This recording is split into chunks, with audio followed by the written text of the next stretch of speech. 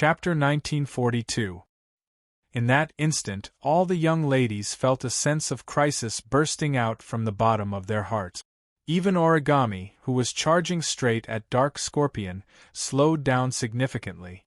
Her expression, which rarely showed any emotions in the past, changed slightly.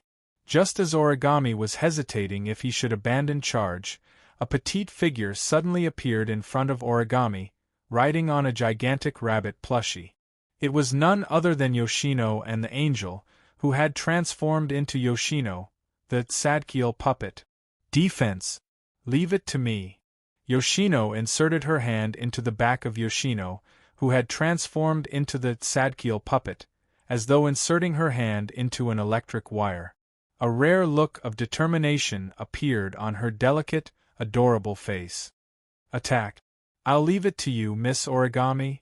Origami stared fixedly at the determination on Yoshino's petite face, which usually wore a timid expression.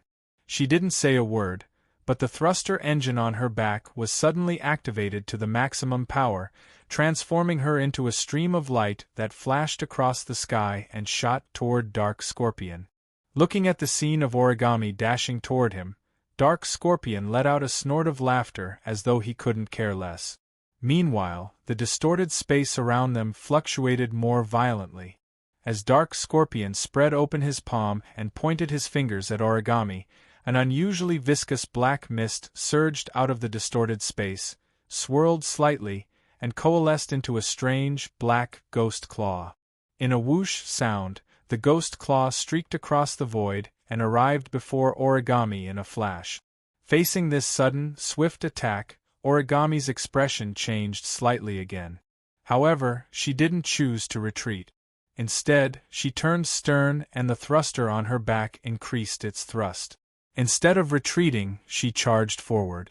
As the two of them approached each other, the strange ghost claw also quickly arrived in front of Origami. Origami could even smell the stench and rotting smell coming from it.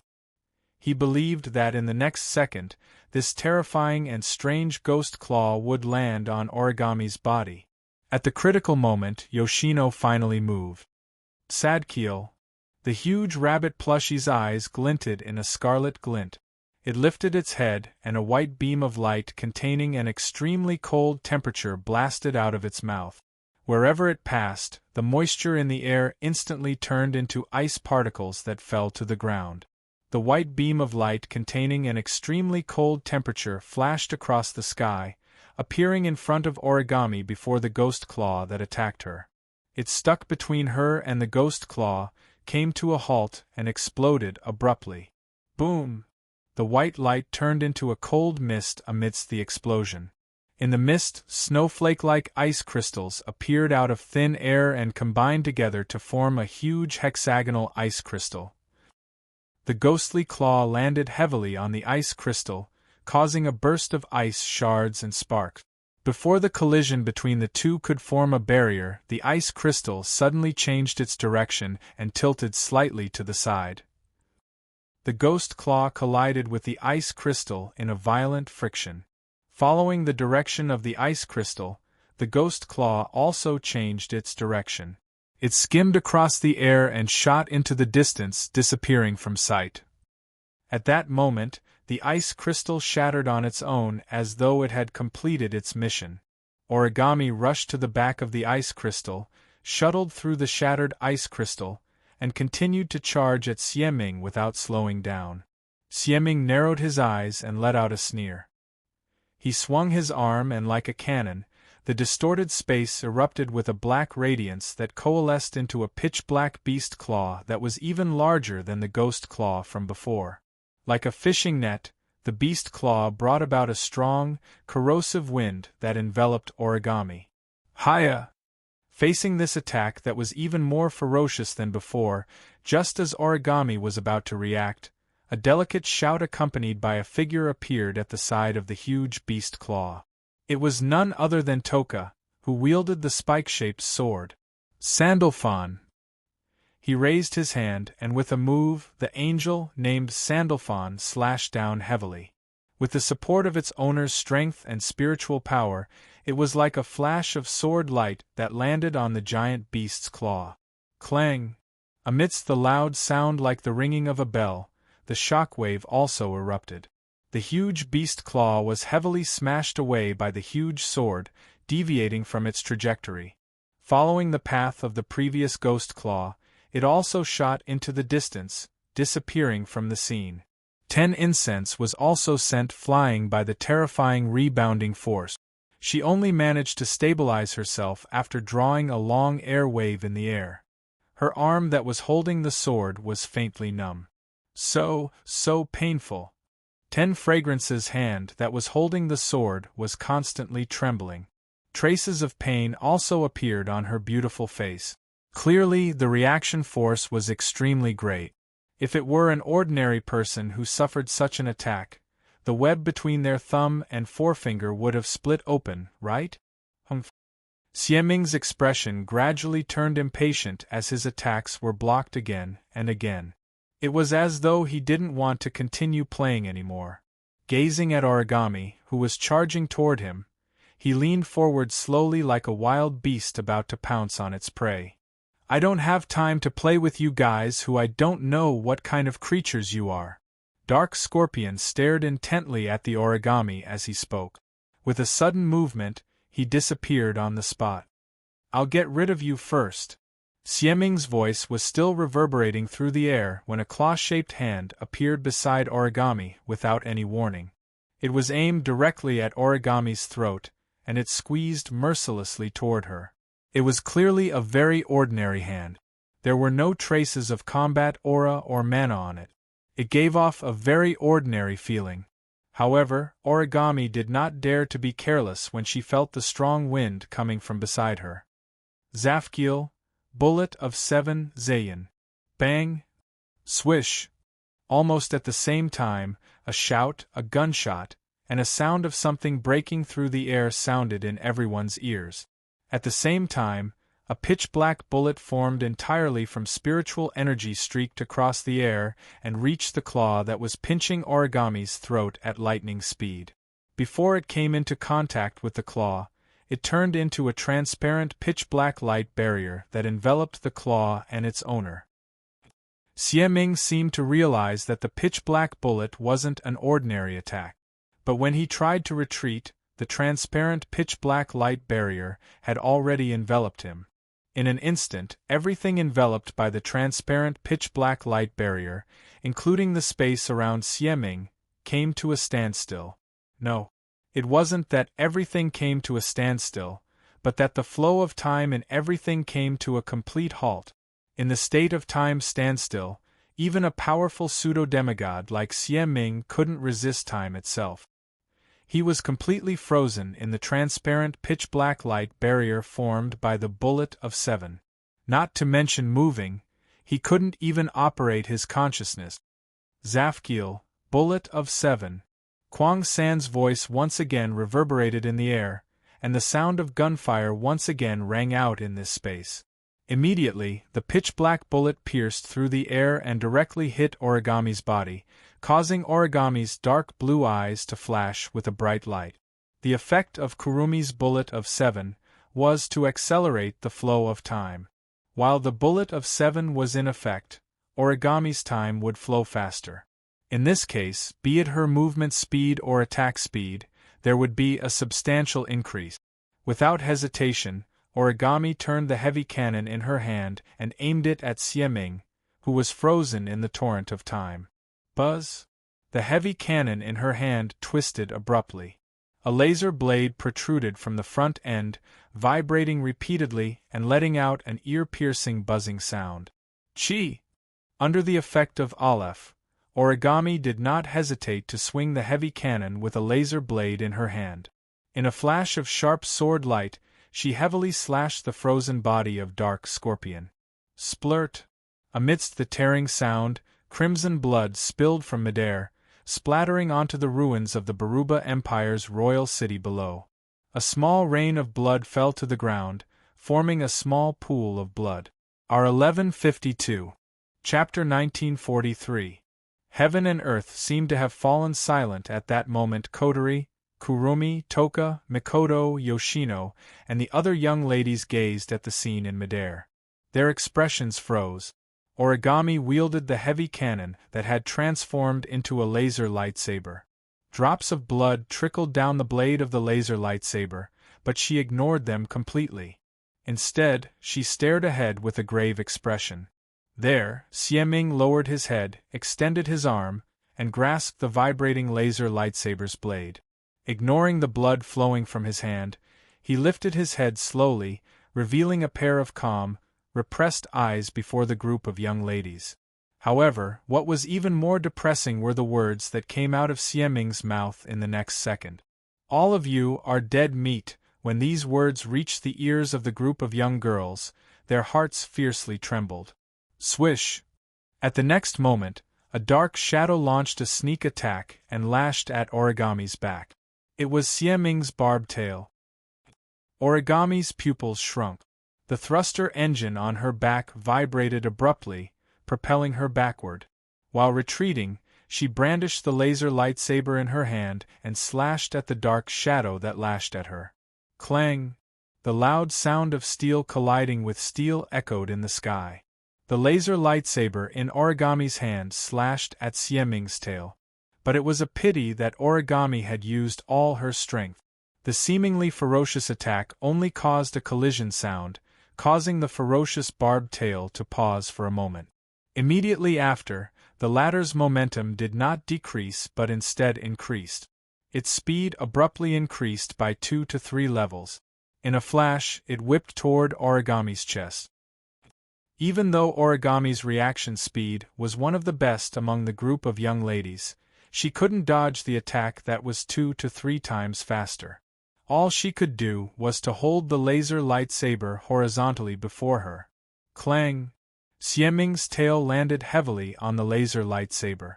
A crisp sound of weapons clashing resounded. Humph! A tremendous force burst forth from the laser lightsaber.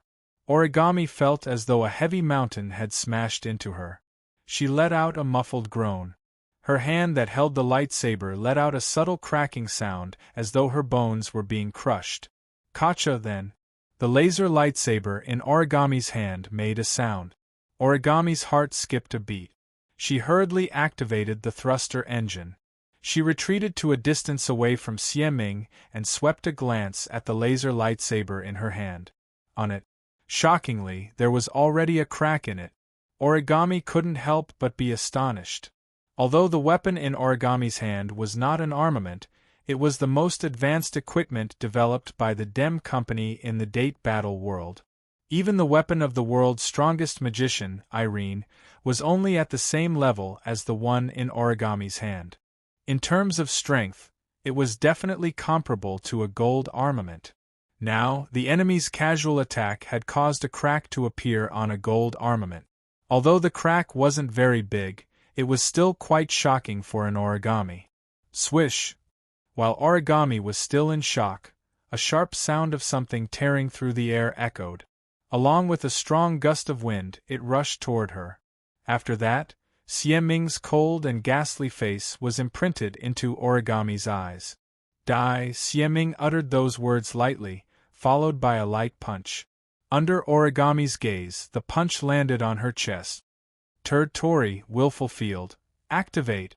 At this critical juncture, Origami had no choice but to activate the Tori, willful field, with all her might, allowing the green crystal shield to envelop her body. Bang! But in the face of this light punch, the Tori, willful field, which should have been able to withstand a full blow from a 9th-stage powerhouse, shattered right away. Before Origami could react, the seemingly powerless fist that shattered the Tori, willful field, instantly landed on her body. Bang! In a muffled explosion, Origami felt as though she had been hit by a truck. Before she could even make a sound, she was blasted away like a bullet fired from a barrel. She crashed heavily to the ground, stirring up a cloud of thick dust. Origami, Miss Origami? Kurumi, Toka, Miko, Yoshino, and the other young ladies exclaimed in shock. Kotori raised her arm and a black and red heavy cannon appeared in her hand. Scorching Destroyer, Camel, Cannon Megiddo! The instant she yelled, scarlet flames coalesced in the Scorching Destroyer, Camel, Cannon Megiddo. Along with extremely violent heat, it blasted out from the heavy cannon in Kotori's hand and struck Xieming, who continued to pursue Origami. Boom! The flame beam was only half a meter away from Xieming.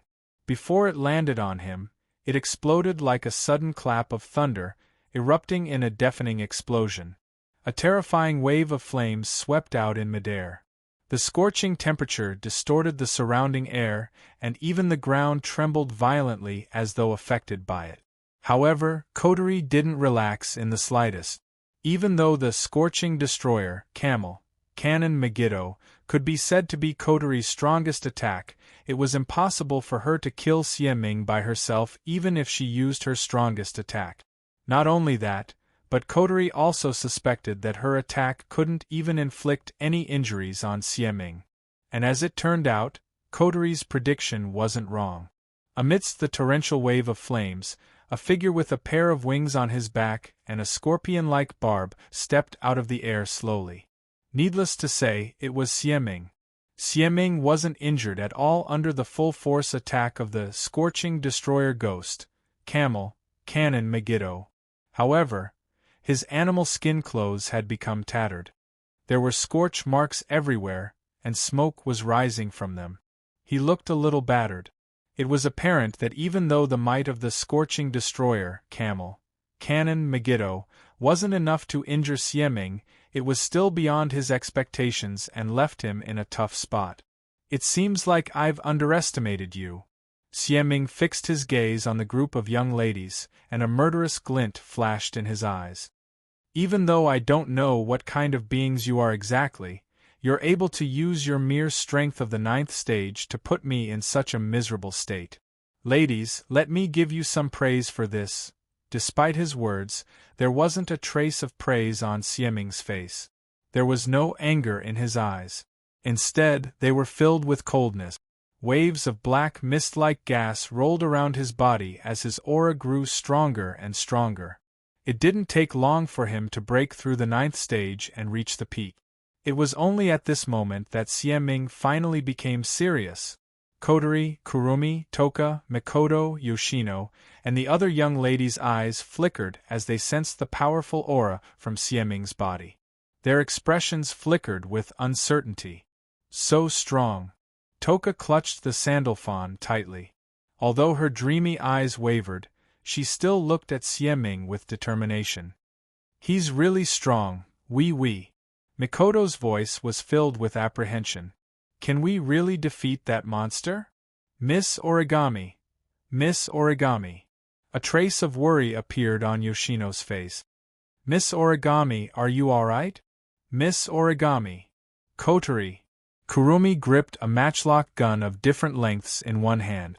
Only a grave expression remained on her usually crazed and seductive face.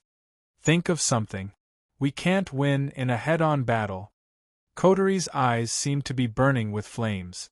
Her gaze flickered as she focused on her hand. On Kotori's hand, or to be precise, on her finger, was a simple and unadorned ring. It was one of the 3 rings Yukari gave to the group of young ladies before they left the capital of a different era for the Baruba Empire. There seemed to be something in the ring that could come in handy. Chapter 1944. From the ring Yukari gave her, not only did Kotori find her prided airship Fraxinus, she also found many other handy items. These items are all very convenient items that Wu Yen exchanged from the system in the past. For example, there were cloaks that could conceal one's presence, medicines that could replenish one's energy such as chi, mana, and spiritual energy, and special items that could guide the way in certain situations. Kotori could find all of them. Fraxinus, which was supposed to be Wu Yan's noble phantasm, is also in Kotori's space ring. Since it can be used without the owner's presence, it's clear that everything in the ring was left behind by Wu Yan. After all, unless the owner agrees, the owner's noble phantasm can't be used by others. Kotori can imagine Wu Yan, who is worried about the girls, racked his brains to find a way to increase the girls' chances of victory. He kept all the useful items he kept in his storage ring and told Yukari to hand them over to them. Last night, Kotori checked the items in the ring. She found some items that Wu Yen didn't think he would be able to use, but he left them behind just in case. Among these items there are some that can be used now. Kotori flipped her hand, and a transparent crystal scroll appeared in her hand. This is... Kwang-san was slightly surprised as she opened her mouth. Return scroll? That's right, it's a return scroll that can teleport the user to a preset teleportation point. As long as he crushed the town return scroll in his hand, the town return scroll would teleport him to a predetermined teleportation point. The teleportation point in Kotori's hand was set at a special place Wu Yen once visited. Kotori's fiery eyes flickered when she thought of the teleportation point and a certain existence in that place. Soon, she smiled. Nah. Kotori stared at Dark Scorpion hovering in the air in front of the girls and lowered her voice. I have an idea. As Kotori explained her thoughts, Toka, Meijio, and Yoshino were at a loss. However, Kurumi's eyes lit up and she smiled sweetly. I think it's feasible. I think so too. If we use it well, we can even kill this pseudo-demigod. Kotori clenched her teeth. But if we want to implement this plan, we have to find a way to get in touch with Dark Scorpion. Get in touch with Dark Scorpion. That's no simple task. Just now, before Dark Scorpion became serious, only Origami, with the support of a group of girls, seized the opportunity to attack Dark Scorpion and come into contact with him. Now that Dark Scorpion is serious, it won't be easy to capture him. Let me do it. Just as the group of young women tensed up, wary of Xie Ming and at a loss for what to do, a slightly weak voice rang out nearby. The group of girls immediately turned their heads to look. What they saw was a pale-faced Origami slowly floating up from the ground, clutching her chest as she gasped for breath after removing the rubble covering her body. Origami, Lady Origami? Seeing that Origami seemed to be fine, the girls were pleasantly surprised. Oh! In midair, Xie Ming was also rather surprised. I didn't use my full strength in that attack, but it was enough to kill a Class 9 powerhouse. You're much stronger than an ordinary Class 9 human.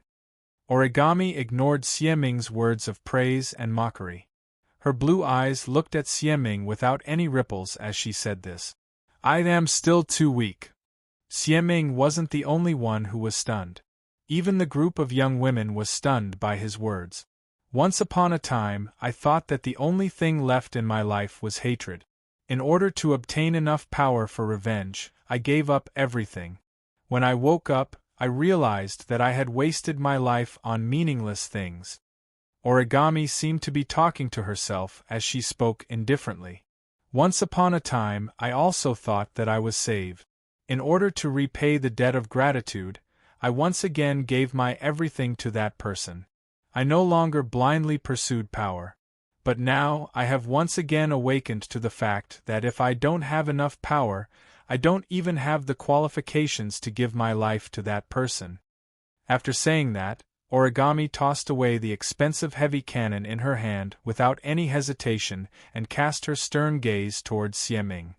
I will once again pursue power. But this time, it's not for revenge or to repay your debt. I don't want to defeat you. I want to give my life to that person. I want to use what belongs to me. As its voice subsided, Origami raised one of its hands, and on top of it was a small Tertori. However, the most important thing wasn't the Ter-Sun Tori. It was the thing inside the Ter-Sun Tori. It was a gem emitting a dazzling white light. Looking at the gem that was emitting a dazzling white light, Xie Ming spoke in surprise. What's that? Kotori and Meijio, who had obtained similar items before, widened their eyes in shock. Kurumi, Toka, Yoshino, and the others who vaguely sensed something, exclaimed in surprise. Spirit crystal. That's right. It was the spirit crystal that Origami obtained from Phantom. It should have belonged to Origami, but Wu Yen took it and returned it to her. It could grant humans the power of elves and turn the chosen ones into elves. Holding the spirit crystal, that could change her existence at any time, Origami, who hated elves to the core, removed the Sun Tori, covering it without hesitation, and let her hand touch the gem, emitting a dazzling white light. Buzz! In an instant, the dazzling brilliance released from the gem expanded sharply. Shortly after, it floated up and fused into Origami's chest. Gulp! A sound echoed from Origami's body. It was the sound of her heart pounding violently. As though a brand new heart was born in her body, her heartbeat became violent all of a sudden. The scorching hot blood that was completely different from the blood flowing in her body was transferred to her body. Origami, who had never experienced such an unusual sensation, couldn't help but turn pale and kneel on the ground. Ah! At the next moment, Origami let out a painful yet joyful cry. Then, a dazzling white light emanated from her body. What's wrong? Xieming frowned as a hint of displeasure rose in his heart. What happened? Kotori and the other young ladies held their breaths and stared at the center of the dazzling light, waiting for their new companion to be born. They didn't have to wait for long before the intense white light suddenly dimmed, causing the space to darken. In the gray space, a beam of light shone silently. A strange young lady hovered in the beam of light and appeared before everyone's eyes. She was undoubtedly Origami. But what attracted everyone's attention was Origami's attire. It was a pure white gauze dress that extended upward along the curve of Origami's body. The dress only reached her knees. The design was rather unique, as though a blooming flower. A crown-like ring hovered above Origami's head. Silk that seemed to be organized by light hung down from the ring. Apart from the crown-like ring, the rest of the decorations were made of dazzling, pure white. At a glance, it looked like a unique wedding dress. One couldn't help but think that its owner was an angel who descended from the darkness. No, not like. At that moment, Origami had transformed into an angel and was born into this world as a new elf. R1152. Chapter 1945. Kite Origami. Level 84. The strength of a human after fusing with the spirit crystal and becoming an elf was dependent on the compatibility and nature of the spirit crystal before becoming an elf. Phantom, who gave the Origami spirit crystals, had also said that there was a limit to the use of the spirit crystal. The more the spirit crystal's nature and compatibility matched with the spirit crystal, the more powerful the spirit's power would be after it was turned into an elf. With Origami's original talent, if she fused with the spirit crystal, her strength wouldn't be any weaker than Toka's. But now, Origami had gone through the Dem magic treatment and the transformation of the magical pond water. Her constitution had been greatly improved. Naturally, after fusing with the spirit crystal, her strength had become even more powerful. Level 84. Intermediate rank 9. This was Origami's current strength. She was even stronger than before. Xieming, who was the first to sense the change in Origami's aura, frowned. Xieming could sense a human aura from Origami just now, but now, he couldn't sense any human aura from Origami at all. His intuition told him that the change in this woman before him was on a level that even he couldn't touch, which made him very unhappy. What did you do? Origami still ignored him. Under everyone's gaze, she transformed into a streak of light and disappeared.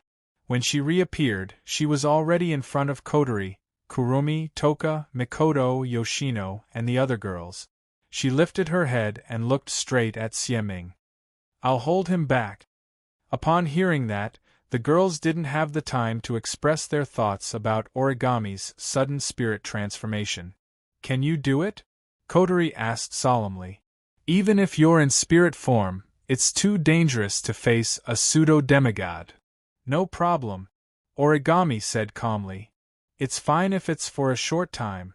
Kotori and Kurumi looked at each other and nodded. Okay. Get ready for battle. The group of girls nodded their heads. Origami immediately raised her hand. Metatron! The sun fell from the sky in response to Origami's call. Then, in midair, a halo suddenly shot down and surrounded Origami. Then, the halos that descended from the sky turned into pieces that looked like wings. It had the appearance of a pair of wings, but it looked like a pair of golden fossilized wings, spinning around the Origami. With a spin, they formed a ring. It was as if a huge crown was placed on Origami's head. Army Destroyer Singer, March! On the side, Mikoto played a song that had the effect of increasing her strength. The spiritual energy that was just born in Origami's body but was skillfully controlled by her suddenly skyrocketed. The upgraded Origami immediately opened its hands. Along with the folding action, the front end of the huge crown-like Metatron on its head split into two parts, forming a circle like the sun. Metatron, Sun Mesh. The ring-shaped angel that unfolded above Origami's head began to spin. Every wing of the angel, that seemed to have turned into golden fossils, emanated a strong radiance as they spun. Boom! In an explosion, the Metatron that emanated a strong radiance scattered light in all directions. It was a light beam that bombarded the surroundings indiscriminately. Cheap tricks. Dark Scorpion, who wanted to figure out what kind of beings the girls were, glared coldly. He raised one of his arms and a thick black mist emerged from it like a shield before him. In an instant, a large number of light beams that were released from the Metatron blasted in all directions. Boom! Boom! Boom! Boom! It was as if a golden rain had fallen. Beams of light containing astonishing power were flying through the sky. Not only did this indiscriminate attack land on the Baruba Empire's royal city, but it also struck the shield-like black mist in front of Dark Scorpion, killing many of the demonic beasts that were wreaking havoc there. Boom! Boom! Boom! Boom! When the light beams struck the black mist, they were like rainwater falling into a swamp. While the black mist rippled slightly, they failed to hurt Dark Scorpion who was behind it. Maintaining the posture of holding the shield formed by the black mist with one hand, Dark Scorpion shifted his gaze to Origami as though she were the only enemy in his eyes. He swung his other arm casually and sharp black spears emerged on the shield formed by the black mist one after another. Like cannonballs erupting from the muzzle of a cannon, they rubbed against the chaotic atmosphere and pierced toward Origami in the blink of an eye. Metatron, Malak.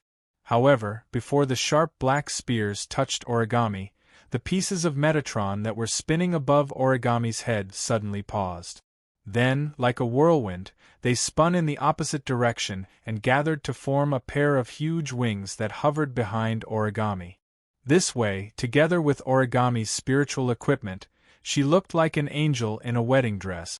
At the next moment, Origami transformed into a shadow that vanished on the spot and appeared in another direction, dodging all of Dark Scorpion's attacks. As if to seize this opportunity, the Origami General waved its hand that was raised above its head, and the wings that were spread out behind the Origami General spread out in all directions. Metatron, Kadur. The scattered Metatrons seemed to possess their own consciousness as they transformed into streams of light that streaked across the sky in different trajectories, surrounding Dark Scorpion from all directions and pointing their sharp tips at him. Buzz! Along with the sound of space trembling, the front ends of the wing-shaped Metatrons gathered surges of spiritual power, transforming into enormous light beams that shot out one after another as though they were shooting from all directions. The uniform light beams emitted a dazzling brilliance that enfolded Dark Scorpion's entire vision like razor-sharp spears that pierced straight at him. The brilliance dazzled Dark Scorpion's vision and left him frustrated. Get lost! Xieming's face immediately turned cold. He suddenly extended his hand and black fog surged endlessly in his hand, turning into a huge beast claw. He reached forward and grabbed all the beams of light in the beast claw that blotted out the sky. Then, he clenched his fist. Boom!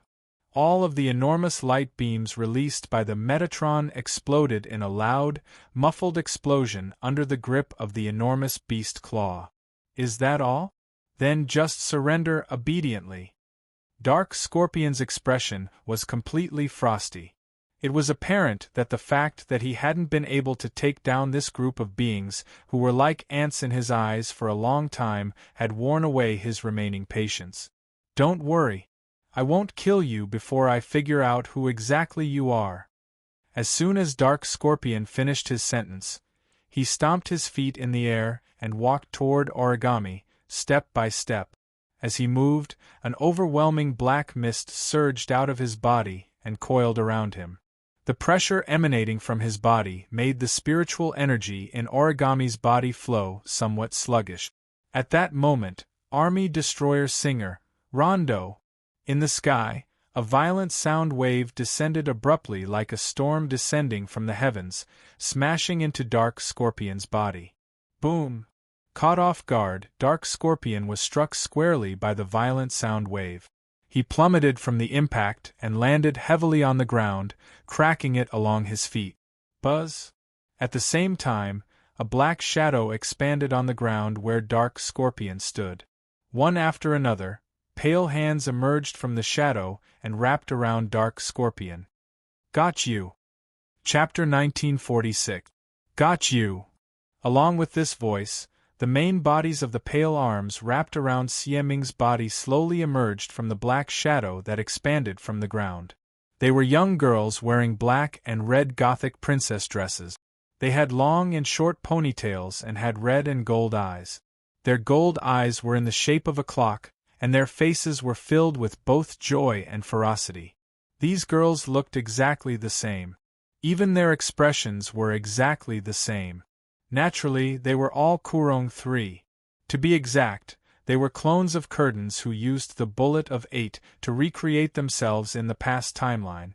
Looking at the young ladies who looked both delighted and malevolent as they wrapped their arms around his body and bound him firmly, Xieming couldn't help but be taken aback. He came to a halt for an instant. Ice puppet, Sadkiel. The instant Xieming came to a halt, a white beam of light containing a terrifyingly low temperature descended from the sky like a comet descending from the sky, leaving a trail of ice shards in its wake. In a loud thud, it landed where Xieming was. Kacha, kacha! All of a sudden, the space within a 10-meter radius around Dark Scorpion, including the ground and the Kwangs who were grabbing him tightly, began to crack with hair-raising sounds. They were gradually covered in hard ice and shortly after, turned into an enormous iceberg. The bone-chilling cold assaulted Xieming's body from all directions, causing his pupils to tremble.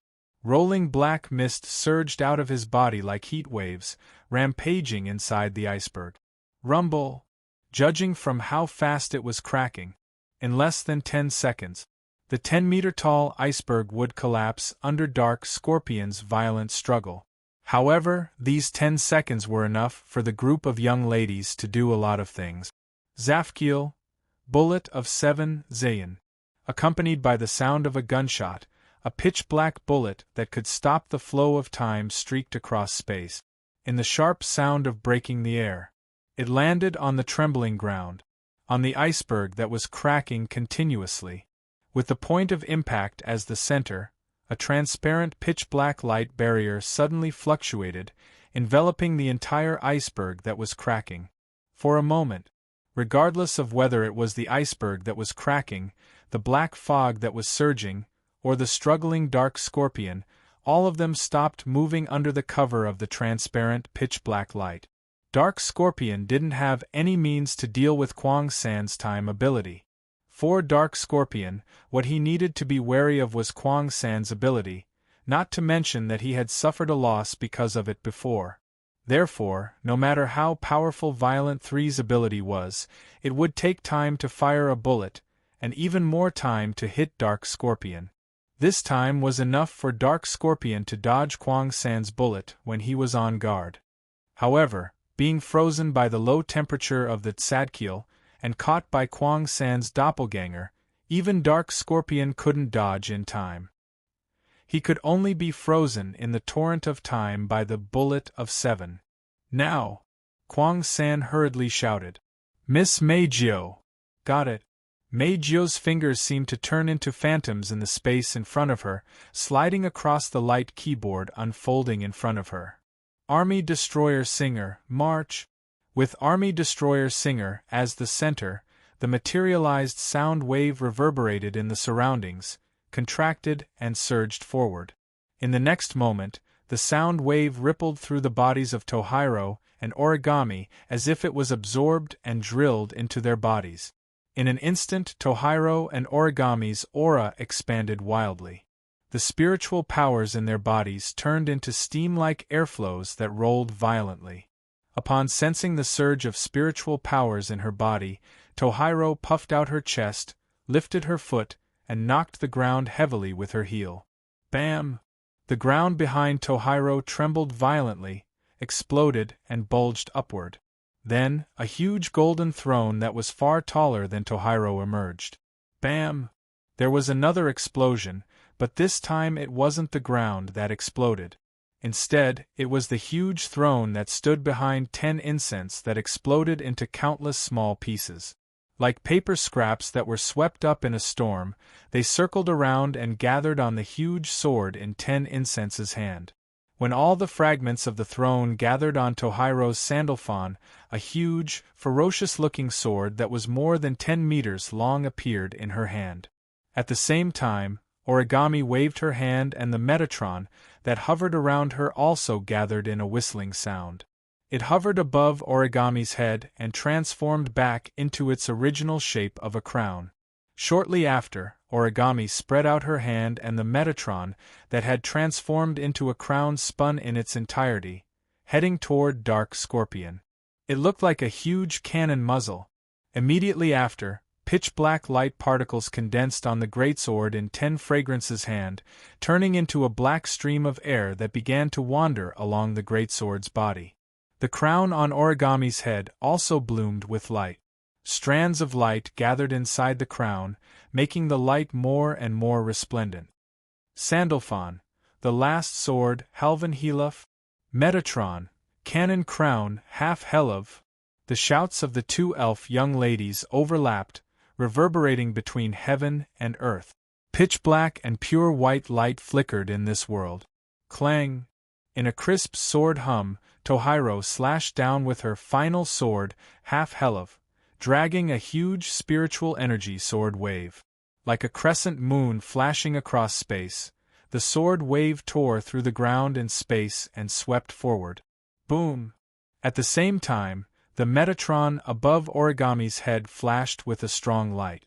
The light that gathered transformed into a terrifying light stream that shot out in an unstoppable burst. The sound of space being compressed resounded as it blasted forward along with the huge sword wave.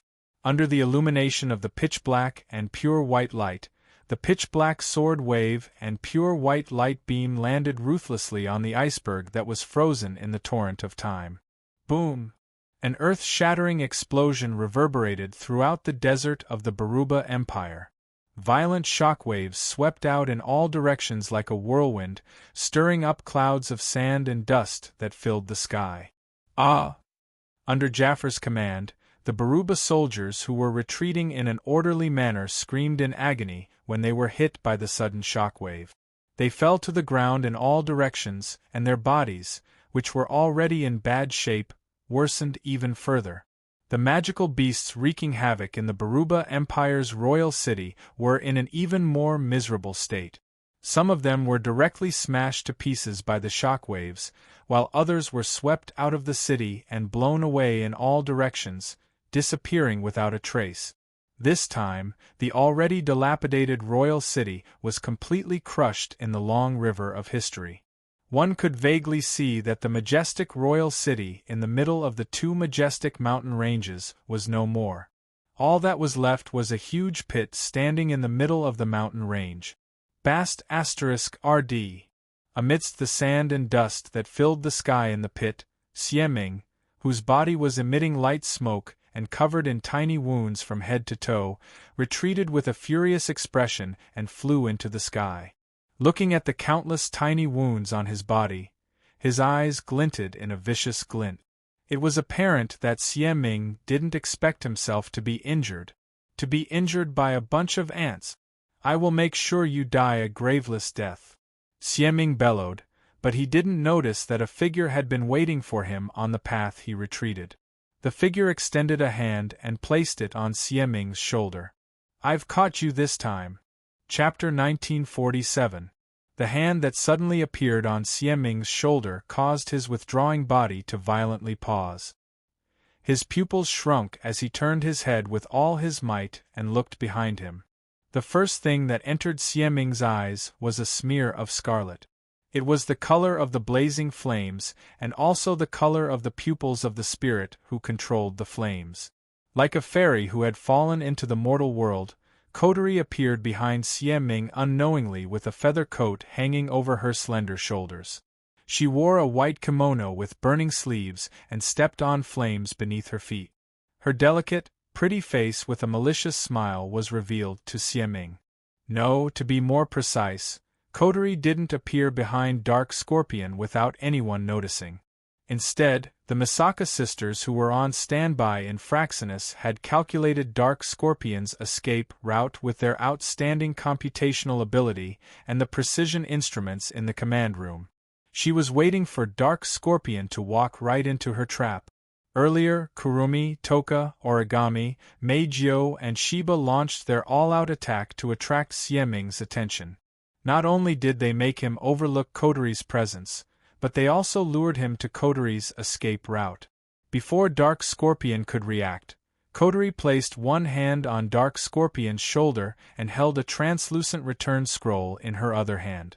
Before Dark Scorpion could react, she tightened her grip on the return scroll. Boom! At the next moment, the crystal-like scroll shattered and a blinding radiance erupted. It shrouded Kotori and Hei Ming, turning them into tiny particles of light that dissipated on the spot. Dark Scorpion's vision suddenly blurred, and the scene before him distorted. By the time he recovered, the scene before him had changed drastically. The endless desert of the Baruba Empire was gone, only to be replaced by a vast ocean. That's right, an ocean. Xieming was currently in the air above an island.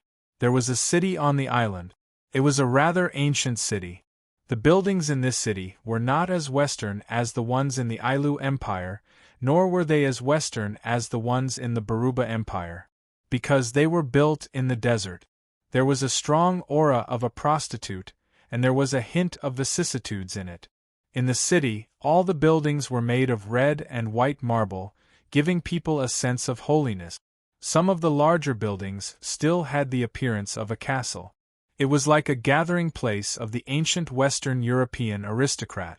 The ground was paved with red bricks, and trees with green leaves were planted on both sides of the street. There were also flower beds around the roots of the trees. It was very beautiful. Of course, while the city was beautiful, a beast king like Dark Scorpion wouldn't be able to understand its beauty. Perhaps he would even destroy it mercilessly because it was an eyesore. However, Xieming's heart was completely shaken.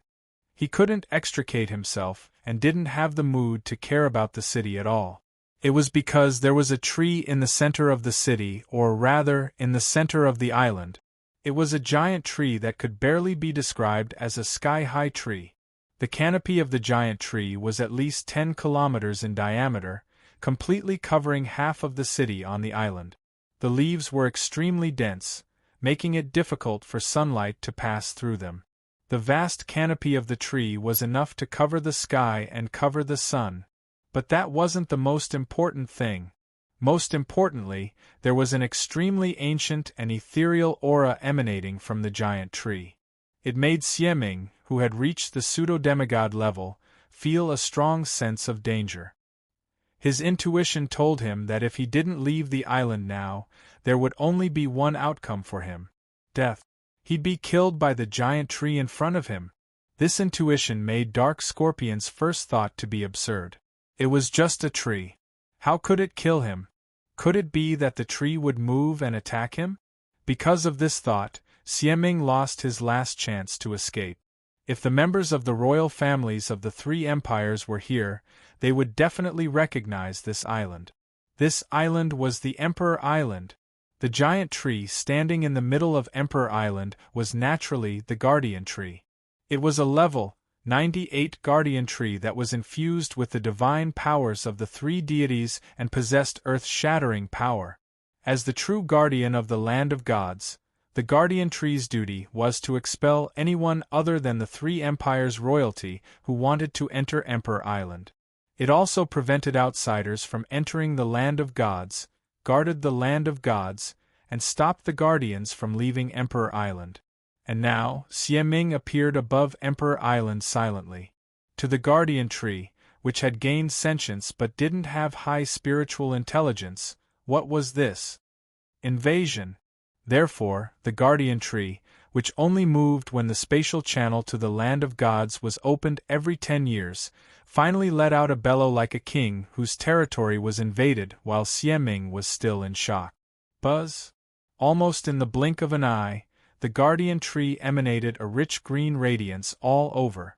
Its tree crown that blotted out the sky trembled abruptly, releasing an ancient, majestic aura that pressed down on the entire Emperor Island like a heavy mountain, causing the entire island to tremble. Upon sensing the terrifying aura, Xieming finally believed his premonition, and his expression changed drastically. But it was a pity that it was too late for regret.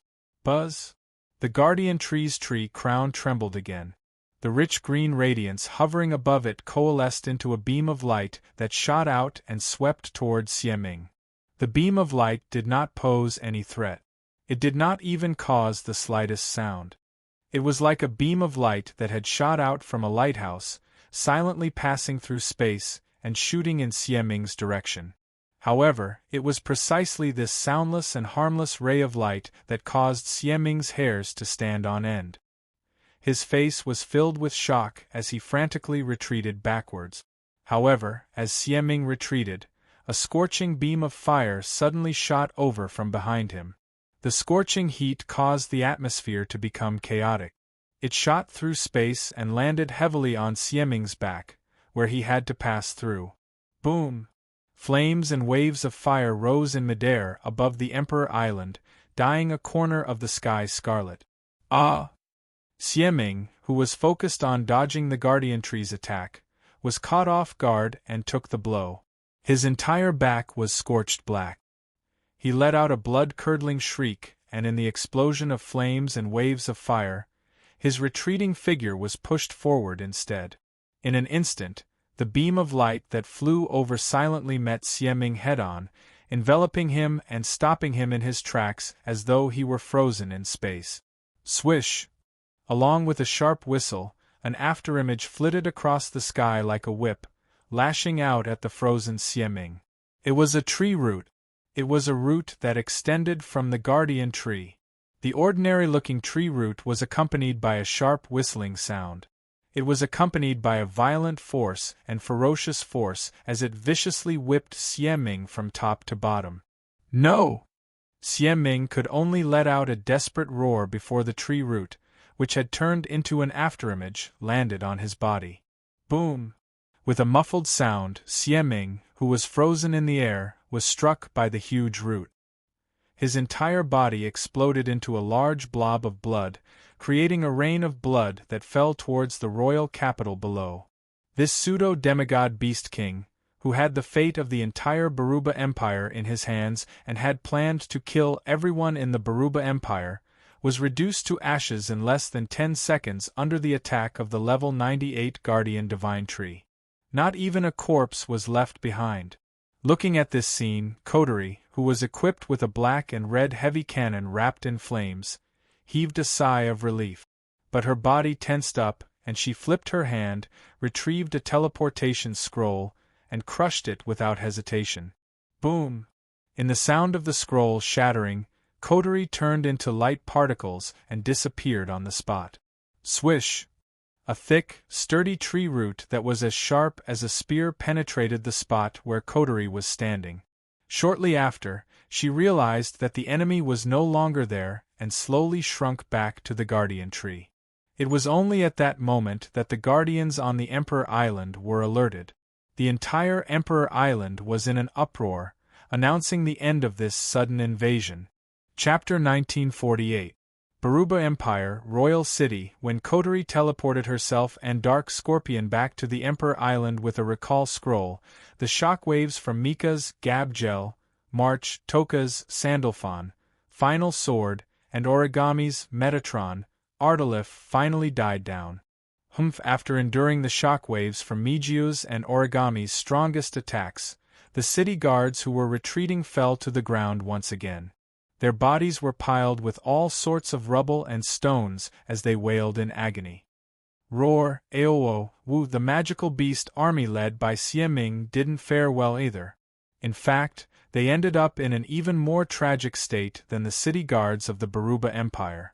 Many of them were covered in blood, and they let out weak cries as they struggled on the ground, but they couldn't get up. The sky that was originally filled with locust-like flying magical beasts had once again become empty. Obviously, under the attack of the aftershock, these flying magical beasts had been blown to an unknown corner of the desert. Sand and dust filled every corner of the scene, causing everyone's vision to become blurry. As a result, the ground of the Baruba Empire caved in, forming a huge crater. It was an extremely tragic sight. Only the elven girls, Gudda, Kaluan, Will, Jebi, and the 7 Class 9 magical beasts were not affected by the shockwave. Or rather, the impact was minimal. They did not fall to the ground like the other city guards and magical beasts. Instead, they barely managed to stand where they were. Gudda, Kaluan, Will, and Jebi looked at the ruins of the Baruba Empire's royal city. While they were shocked by Toka and Origami's attack, they couldn't help but feel sad. Ever since Baruba, one of the 4 great gods, established the Baruba Empire, the capital city of the Baruba Empire had never been damaged. However, every time it was damaged, it was almost harmless. Let alone shaking the foundation of the city, it didn't even bring about minor ailments. It was a smooth sailing for the city. That was to be expected. The Baruba Empire was one of the 3 great powers that divided the Spalier world. No one dared to touch it. The Baruba Empire's royal city was also protected by a demigod guardian, who could harm the Baruba Empire's royal city. But this time, the Baruba Empire's royal city finally couldn't survive the ordeal and was crushed in the long river of history. The pitiful Baruba Empire's royal city was known as the sturdiest fortress in the Spalier world due to its terrain, structure, and other factors. But in this war between humans and magical beasts, it became the first royal city to be breached. One couldn't help but lament at karma. Yet, the Baruba Empire's upper echelons couldn't harbor any resentment against the people who caused this, which was the most tragic thing. After all, the other party was also indirectly saving the Baruba Empire, wasn't it? There was no doubt that the Baruba Empire was much more important than the royal city. Roar! Roar! Roar! The 7 Class 9 magical beasts that Dark Scorpion brought along each occupied a corner. With their own roars, they gradually retreated and distanced themselves from the battlefield. Of course, the Class 9 magical beasts weren't afraid of Gudda, Kaluan, Will, and Jebi. Instead, they were fearful of the young elven girls who released such a terrifying attack. Ha! Ha! Ha! In the center of the royal city ruins, Kurumi, Toka, Origami, Mijio, Yoshino, and the other young elven girls couldn't stop panting. Toka and Origami half-knelt on the ground with intense fatigue in their eyes. Mijio slumped to the ground listlessly. Kurumi and Yoshino's angels were also nowhere to be seen. They were more or less exhausted. After a series of coordinated attacks, it was no surprise that the group of elven girls had exhausted too much of their spiritual energy. In particular, 10 Incense, Origami, and Meijio, who had released their most powerful attacks, as well as Meijio, who had been buffing the girls, had exhaustion in their eyes and faces that could not be concealed. It was imaginable how hard the young elves had fought. If the 7 Class 9 magical beasts pounced on them at that moment, the young elven girls would definitely be in grave danger. But it was a pity that magical beasts were magical beasts after all. Before they became demigod beast kings, Even Class 9 magical beasts weren't as intelligent as human children. Their instincts often took precedence over their actions. Under the deterrence of the terrifying attack, the Class 9 magical beasts were instinctively fearful of the young elven girls. Therefore, not only did they not take advantage of the situation, but they also distanced themselves from the young elven girls. Buzz! Not long after, a resplendent light flashed in the air. Kotori emerged from the light and fell to the ground. However, she immediately knelt down on one knee. Her face was filled with lingering fear as she panted slightly. "Kotori, Ms. Kotori!" The elven girls immediately stood up and came to Kotori's side. "Miss Kotori." Yoshino supported Kotori and asked worriedly, "Are you all right?" "I'm fine." Kotori shook her head, broke free from Yoshino's support, and let out a long sigh. "Although I heard from Big Brother that the guardian tree of the Emperor Island is powerful and even stronger than Yukari, I didn't expect it to be this powerful." The reason why Kotori dared to boast that she could kill Dark Scorpion with a teleportation scroll was because she found the teleportation point of the teleportation scroll that Wu Yen left behind on the Emperor Island.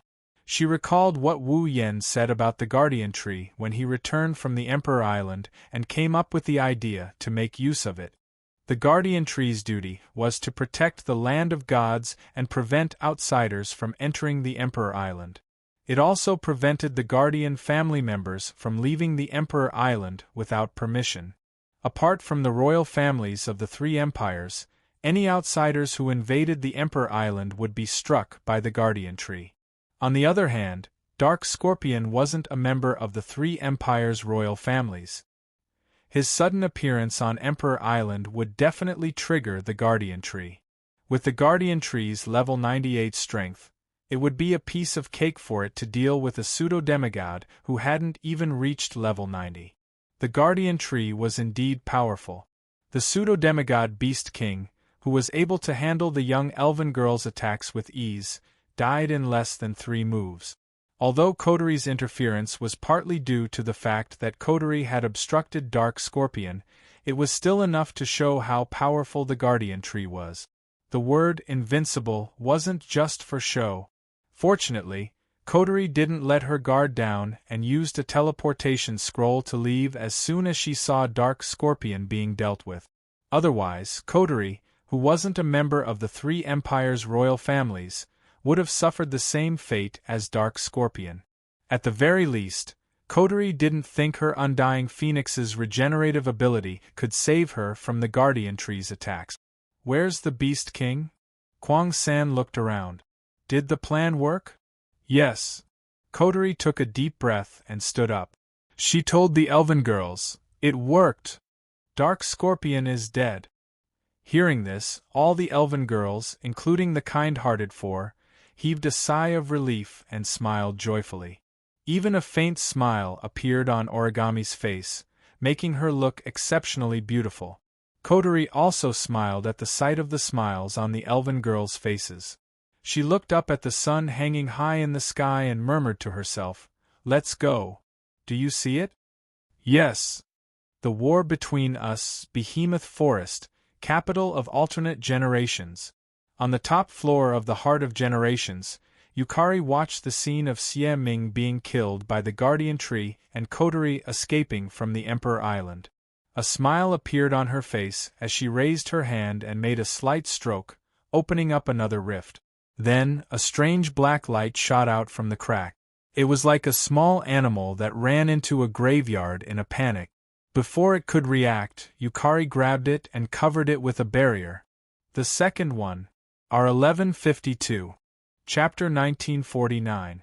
On the other side, while Shokuho Misaki's group headed towards the Ailu Empire and Kotori's group headed towards the Baruba Empire dealt with the Beast Kings, Hinajuku, Mikoto, Ikaros, Yakuya, and Yushin's group headed towards the Feiya Empire ran into a huge problem.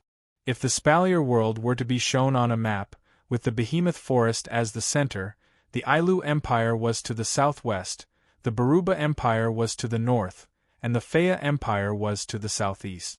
The three empires surrounded the Behemoth Forest in a triangle formation. Due to the warmer climate in the southeast, the rainfall was higher than the other two empires. Because of this, the Faya Empire's environment wasn't as bad as the Baruba Empire. In fact, it was even better than the Ailu Empire.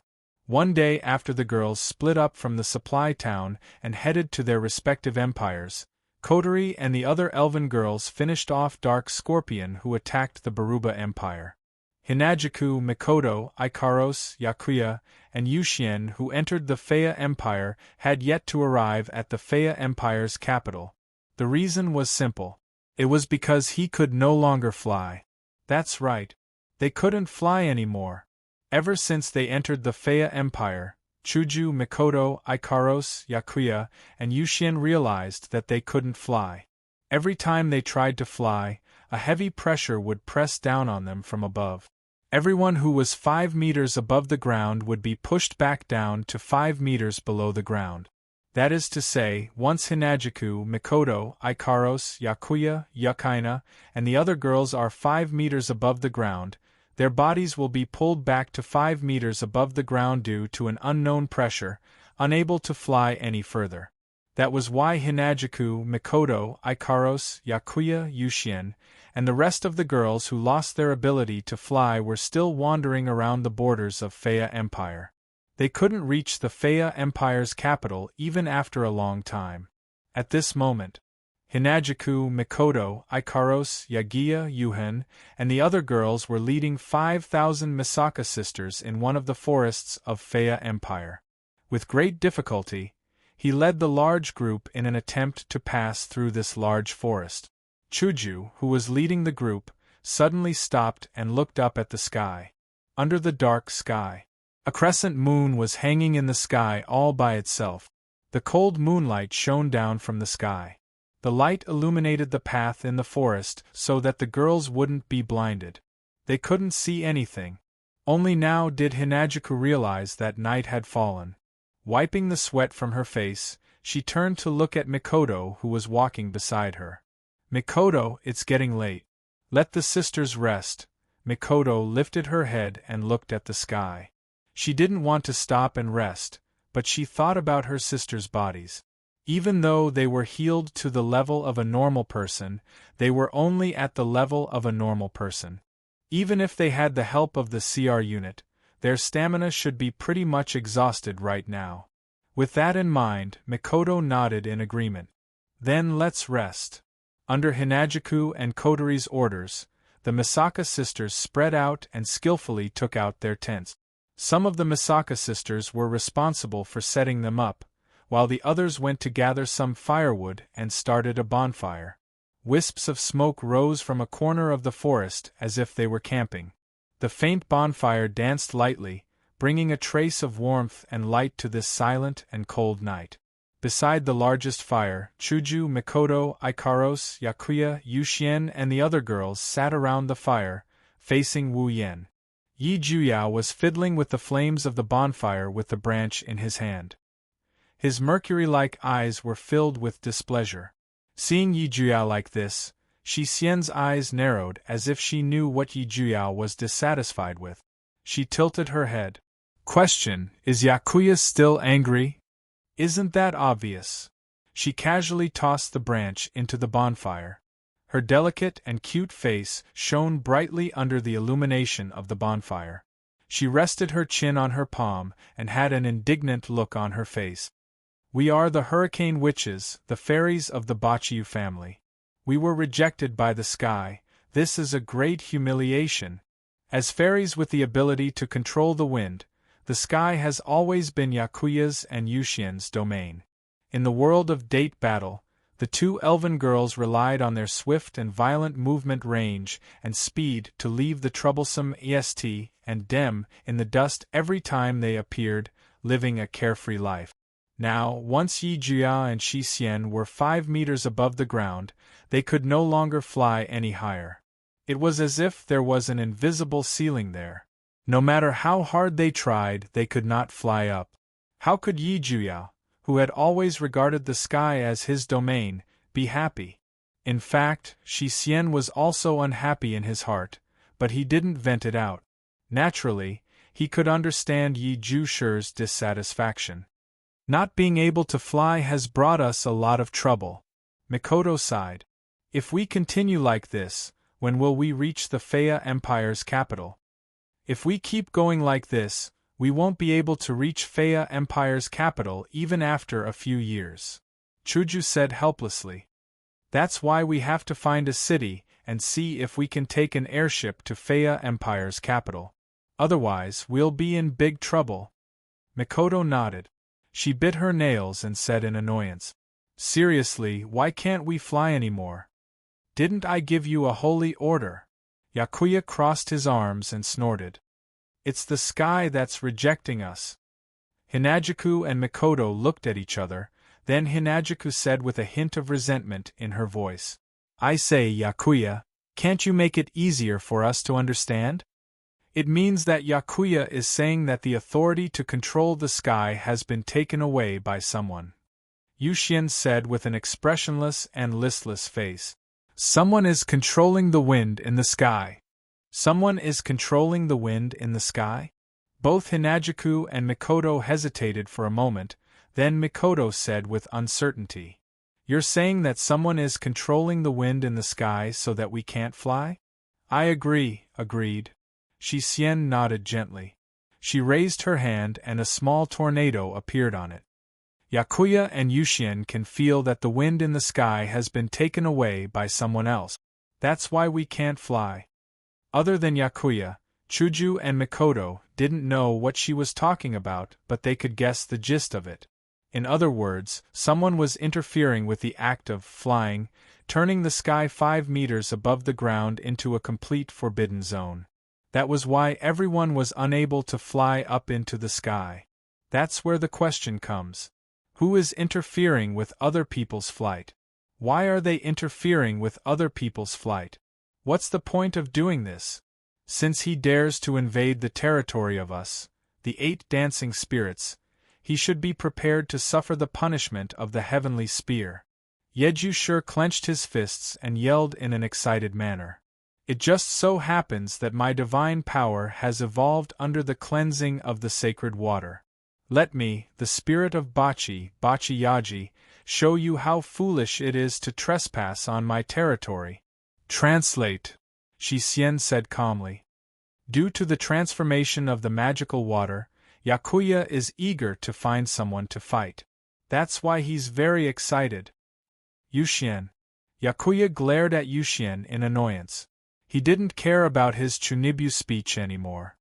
Why did you expose my thoughts? Refute. Even if Yuxian didn't expose Yakuya's thoughts, everyone would understand just by looking at how excited he is. I'm not excited. Hinajuku and Mikoto could only smile bitterly as they watched the Baba sisters bicker with each other. But at the same time, they had a better understanding of the relationship between the two sisters. Boom! At this moment, a loud sound reverberated. Chapter 1950. Boom! In the middle of the night, in the middle of the quiet forest, the thunderous explosion was abrupt and loud. All of the Misaka sisters who were resting immediately stood up. Some of them grabbed their lightsabers while others raised their heavy cannons. They were all on high alert as they looked at the end of the forest path in front of them. Shoujo, Mikoto, Ikaros, Yukian, and the other girls also stood up and looked towards the front. What's that sound? Yukian asked hesitantly. It's an explosion? No. No! Mikoto's forehead flashed with a flash of lightning, and her brows furrowed. That sounds like something hitting something. Is that so? Shoujo squinted her eyes, trying to see through the lack of light. She gave up and turned to Ikaros, who hadn't said a word. Right now, Ikaros had one hand pressed against her ear. Illusory square frames appeared in her pair of indigo pupils. The color of her eyes was constantly changing like a radar, constantly fluctuating. Wide-range radar activated. Detected signs of life. Number of 5. Initial assessment. Humans. Humans. Shoujo, Mikoto, Yukian, and Yukian's eyes lit up with excitement. Because the 3 empires had gathered all the combat forces in their respective cities in the capital city, The combat forces that could not be used and the ordinary civilians were evacuated overseas to take refuge. That's why the girls didn't see a single human on their way here. The only ones they saw were rank 1, 2, and 3 demonic beasts.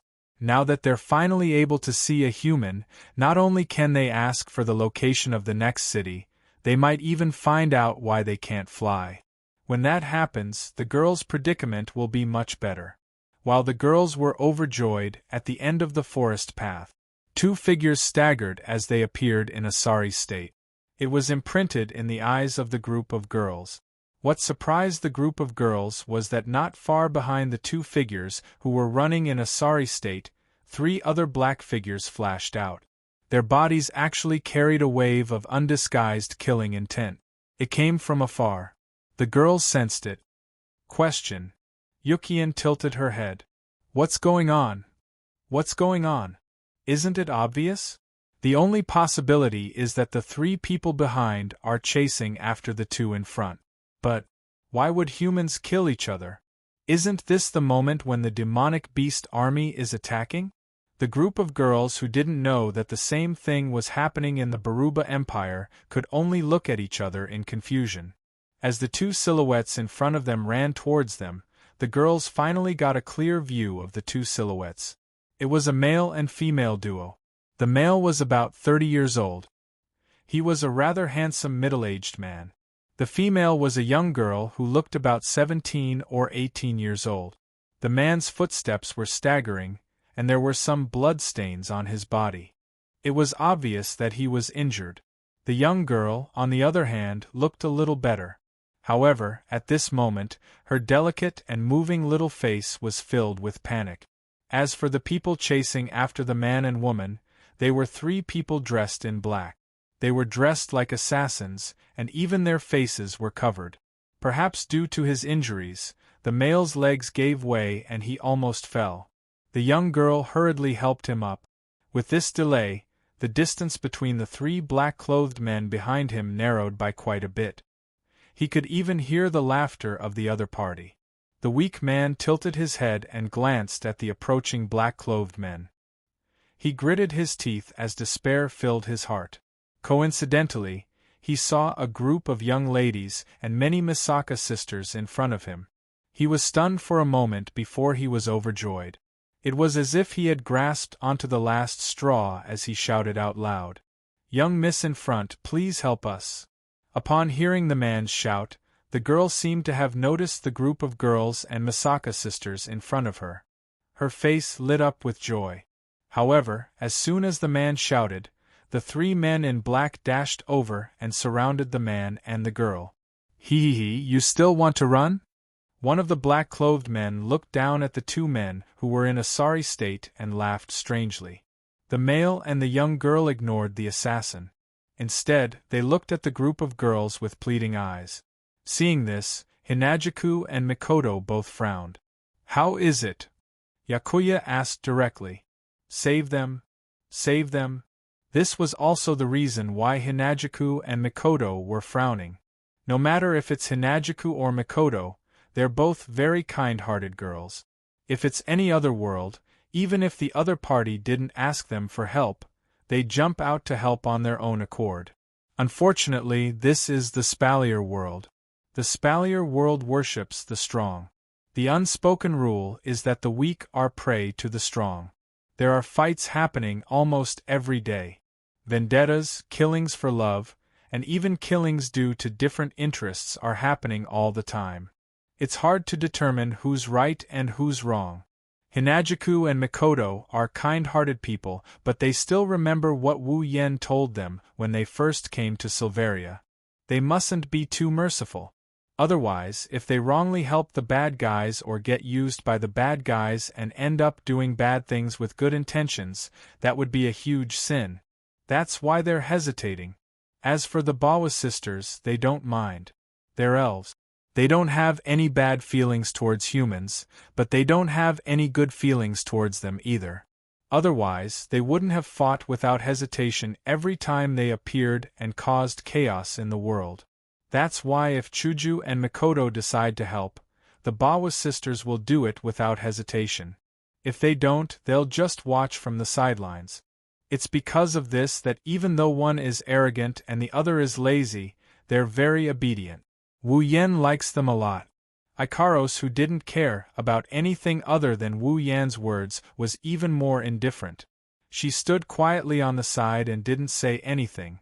Of course, the silence of the group of girls also caused the expressions of the two parties, one fleeing and one chasing, to darken at the same time. "Little girl," one of the black-clothed men warned her. "Mind your own business." Originally, these black-clothed men didn't need to care about a few young girls. If they interfered, they'd just kill them. However, the 5,000 Misaka sisters were standing behind the group of girls. They had the advantage in numbers. Even if it was a group of little girls, the three men in black could not help but be wary. They could only issue a warning. "Ladies, we're the followers of Prince Kaya of Faya Empire's royal family. Please help us," the girl shouted. "After this, Prince Kaya will definitely repay your kindness on our behalf." As soon as she said that, Hinajuku and Mikoto both looked up in surprise at the girl. "You're Prince Kaya's followers?" Hearing them call out their master's name, the man and girl didn't get angry. Instead, they were overjoyed. The three black-clothed men's eyes darkened. Could it be that they're acquaintances of Prince Kaya? Thinking of this, before the man and the young girl could react, one of the three black-clothed men coldly shouted, "Brother Yi, let's go! Kill! Don't let anyone know!" Hearing the order of this black-clothed person, the other two black-clothed people immediately responded in a deep voice. The three of them held the weapons in their hands tightly at the same time. Their bodies moved and directly rushed toward the man and the young lady. Majestic do-chi surged out, causing the air in this part of the forest to slightly solidify. Looking at the level of their do-chi, these three black-clothed men are rank 7 fighters. Peak rank 7 fighters. Seeing the three peak rank 7 black-clothed men rushing over from the surroundings, the man's expression abruptly changed. He pulled the young lady's hand and was about to stand up and charge towards the group of young ladies with all his might. However, 3 cold glinting weapons had already appeared around the two of them and pierced towards them like poisonous snake. The man and woman, who had no power to fight back, could only watch as the 3 deadly weapons stabbed towards them. Their hearts were filled with shock and despair. Beep beep beep. Just as the two of them were about to close their eyes and wait for death, the sound of electricity clashing rang out. Chapter 1951. Beep, beep, beep. When the sound of electricity clashing reverberated in the forest, an extremely dazzling bluish-white light covered everyone's vision, causing them to lose their vision. 3W The man and the girl, who were waiting for death with their eyes closed, suddenly felt a sense of weightlessness, as if they were being hung up by something. Then, they heard a whistling sound and their bodies lost their balance. The entire process only lasted for a short moment before the bluish-white light that blocked everyone's vision completely dissipated. When the man and the girl regained their vision, they were shocked to find that they had left their original position and were standing in the middle of a group of girls. Moreover, there was a hand on their shoulders. It was the hand of one of those young but extremely beautiful girls with long pink hair. No matter how stupid the man and girl were, they could guess what happened. Obviously, these girls had just made their move. First, she used some unknown method to block the vision of everyone present. Then, the girl with long pink hair rushed into the encirclement of the 3 men in black and brought the 2 of them out. And it only took a split second. As Kaya's followers, the man and girl had good eyesight. They didn't notice it in a hurry, but now they realized that the girls didn't show any signs of fear in the face of 3 peak stage 7 powerhouses. Instead, they looked nonchalant. There were 3 explanations for this. The first was that the girls thought that they could stop the 3 peak stage 7 powerhouses by relying on their numbers. The second was that the girls didn't put the 3 peak stage 7 powerhouses in their eyes at all. The last was that the girls couldn't distinguish each other's strength, or perhaps they had some trump cards and thought that they could take down the 3 peak stage 7 powerhouses. Of course, it could also be a bluff, a fox borrowing the tiger's might. Or maybe they were just trying to make a move. On the other side, when the three men in black realized that the people they were supposed to kill had disappeared and appeared beside the girls, their pupils constricted and they exchanged glances. Unexpectedly, he retreated slightly. Needless to say, the three men in black already had the intention to retreat, but, since the girls had made their move, how could they let the men in black escape? Swoosh! In the next moment, there was an extremely neat and sharp sound of something breaking through the air. The three black-robed men's faces stiffened. Their retreating figures completely froze, and their eyes were filled with horror. It wasn't just the three black-clothed men. Even the man and woman who claimed to be Kaya's followers trembled, shock appearing on their faces. A group of Misaka sisters appeared around the three men in black. Some of them pointed laser swords at the men in black's throats, while others pointed their heavy cannons at the men in black's forehead. They surrounded the three men in black in the middle and pointed their weapons at their bodies. In an instant, the three peak stage 7 powerhouses were all subdued. Who are you people? One of the black-clothed men's expression changed drastically as he shouted out in a threatening manner. We are from the royal family of the Faya. Hearing this, the group of girls was stunned. Royal family of the Fel Empire? The royal family of the Faya Empire was chasing after Prince Kaya's entourage? Even though the group of girls weren't that slow-witted, they still felt that their brains weren't enough to comprehend the situation after hearing this sentence.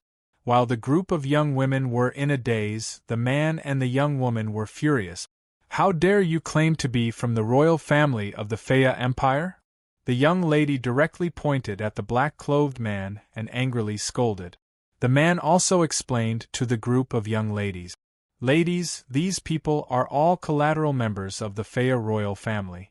However, their master has the idea of usurping the throne and sent them to assassinate Prince Kaya in an attempt to seize the throne of the next emperor of the Faya Empire.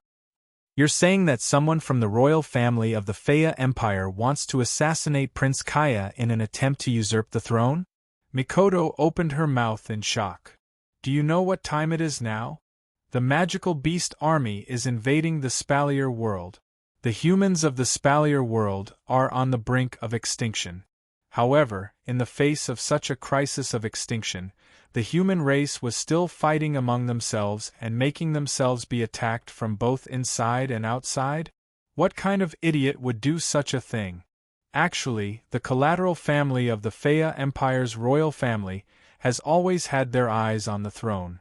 When His Majesty Wea was still a prince, they made trouble for him many times.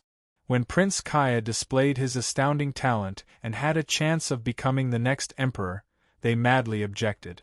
In the end, His Majesty Wea forcefully suppressed them. The man angrily shouted. And this time, Prince Kaya had been ordered to carry out an important mission.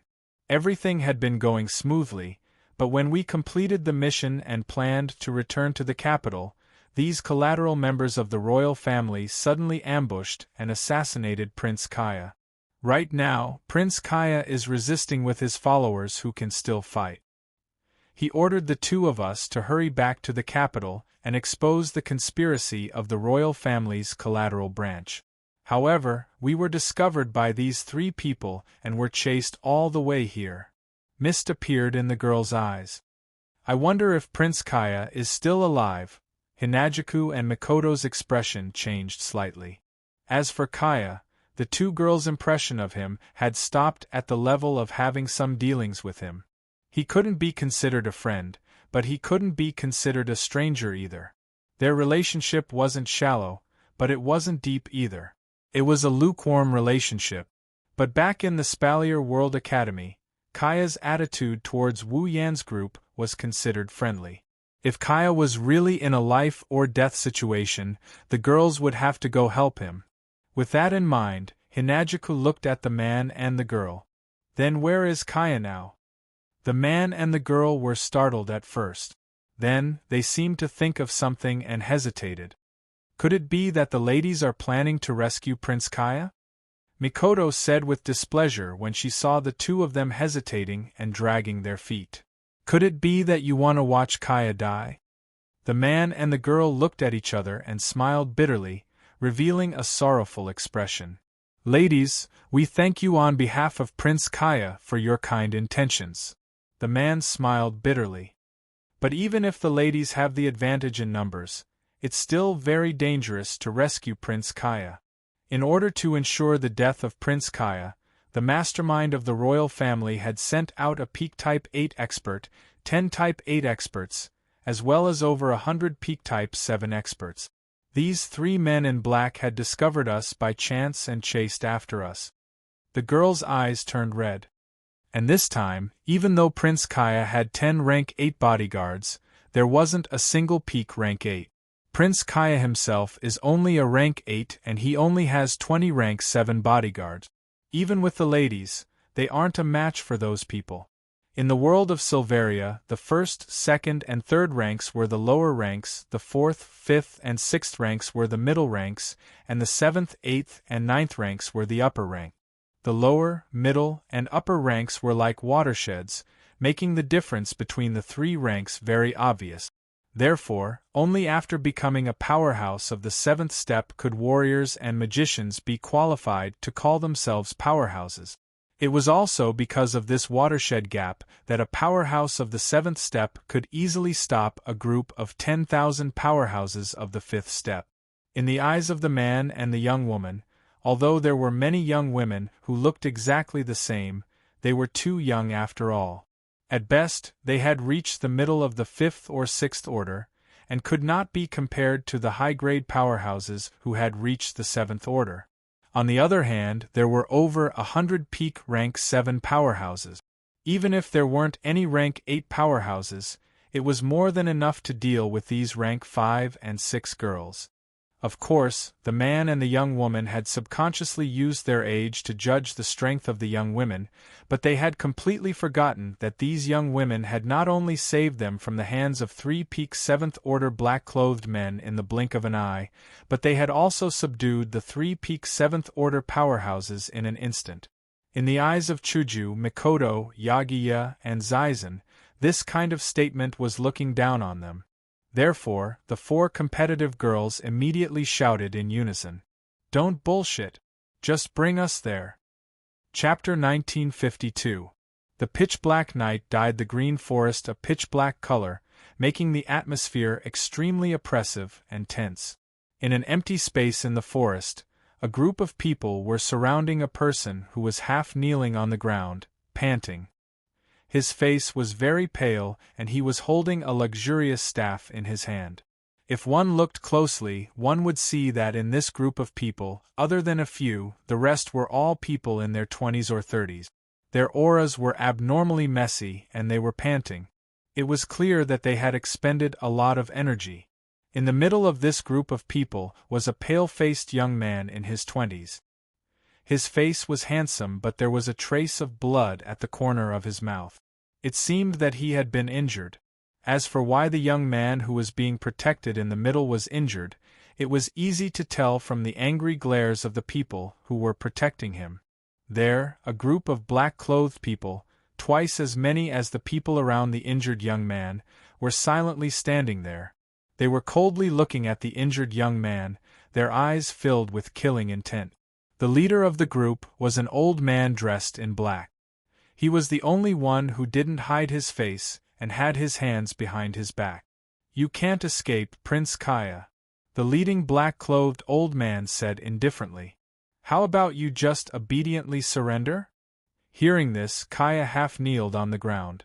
Even in this life-and-death situation, he still smiled brightly and said mockingly, "Surrender without a fight? You mean that if I surrender, you will let me go?" The black-clothed old man was silent for a moment and then sighed. My words were inappropriate. This one sentence proved that the black-clothed old man was determined to kill Kaya. However, before the guards and followers around Kaya could get angry, the black-clothed old man changed the topic. "If Prince Kaya is willing to sacrifice himself for others, then I can promise to let your guards and followers go." Hearing this, Kaya's eyes flashed and he hesitated. Prince Kaya, don't fall into their trap. A guard shouted in grief and indignation. If you let us go, wait until we return to the capital. Report to His Majesty. His Majesty will definitely be enraged. These lowly branch family members will not be able to withstand His Majesty's fury. Therefore, they will definitely silence us. Kaya laughed bitterly. As the Prince of the Fair Empire, he was also a strong candidate for the next emperor. How could Kaya not understand this logic? However, looking at the current situation, Kaya felt that there was no way for him to survive. If only he could save the lives of his subordinates and guards, who had risked their lives for him, before he died. Wasn't that a good thing? It could only be said that although Kaya understood, he was still moved and felt a bit of hope towards the black-robed elder's words. Seems like Prince Kaya has chosen to bury these people with you. Seeing that bitter smile on Kaya's face, the black-robed old man could guess what he was thinking. He no longer feigned mercy or attacked with words. Instead, an aura much stronger than an ordinary Type 8 expert burst forth. Then I'll let you all die together. Saying this, the black-robed old man did not send his subordinates to attack. He directly leapt up, Do-Chi swirling around his body. His body shot out like lightning, turning into an afterimage. He extended a claw and viciously grabbed at Kaya's head.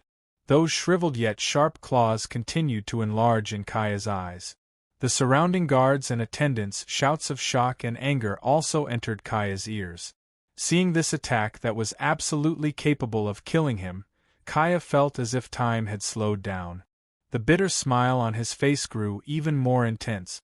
In the God Spirit lands, Kaya had also successfully transformed. During this period of time, his strength had increased by leaps and bounds, fiercely rising by a large margin. If one were to use the system's evaluation to determine his level, Kaya was only in the early stages of the Type 8, and had just reached level 70. Now, he was at least level 75 and had reached the intermediate stage of the Type 8. With Kaya's strength at the intermediate stage of the Type 8, if he went all out and used the Wind of Dissolution that could negate all energy attacks, even if this black-robed old man was at the peak of the Type 8, Kaya could still exchange a few blows. But it was a pity that he had already exchanged a few blows with the black-robed old man. That was why Kaya was injured. Kaya's injuries weren't too serious and weren't enough to immobilize him. But it was to the extent that it affected his strength.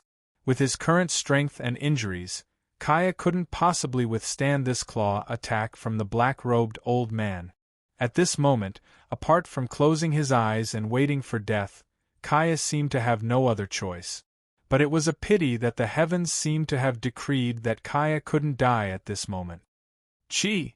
Kaya's guards and followers stared with bulging eyes at the deadly claw that was heading for Kaya's head. But just as they thought that Kaya was dead for sure, the sound of something flying through the sky suddenly rang out from the depths of the forest. A streak of light streaked across the sky like a meteor. It didn't take long for it to appear in the air 5 meters above the clearing. At the same time that a beautiful figure appeared, a soft whisper that seemed to have come from the heavens echoed. Aegis, Absolute Defense Circle. Along with the sound, a translucent barrier made of crystals suddenly emerged in front of Kaya, narrowly blocking the claw that was heading for Kaya's head. Clink! In an instant, a crisp collision sounded. The black-robed old man's claw seemed to have collided with a piece of incomparably sturdy steel. A huge rebounding force blasted him back. Bam! The black-robed old man staggered backward with a horrified expression. This sudden turn of events caused everyone present to be stunned. Kaya also stared blankly at the translucent crystal barrier that had saved his life. A moment later, he seemed to have thought of something, and a trace of wild joy and excitement appeared on his pale face. Kaya abruptly turned his head and looked in the direction where the sound of flying had come from. The others also reflexively looked in that direction. What entered their eyes was naturally a beautiful figure with pink wings on her back, looking like an angel. Who else could it be other than Ikaros? Looking at the beautiful figure floating in the air, the angel-like figure that he had dreamt of every night, Kaya, who was always laughing and joking in life and death situations, actually lost his composure. This was the first time he had lost his mind in such a dangerous situation. Not to mention Kaya, even the guards, attendants, black-robed men, and the black-robed old man, who was at the peak of the 8th rank, were momentarily stunned. Their hearts trembled violently at the sight of that beautiful figure. In the end, it was the older black-robed old man who snapped out of his daze in time. His pair of old eyes released a frightening, chilling glint. "Who are you?" Ikaros didn't pay any attention to the black-clothed elder's chilling question. Her dark red eyes rippled like sci-fi frames as she glanced at Ka. Only when she confirmed that Ka was only injured and not seriously injured did she turn her cold face away. Ikaros's disregard for Kaya and the black-robed old man undoubtedly made Kaya extremely disappointed. At the same time, the black-robed old man was enraged. The chilling glint in his eyes intensified. "Looks like little girls these days feel that their lives are too long." Powerful Do-chi suddenly surged out of the black-clothed old man's body.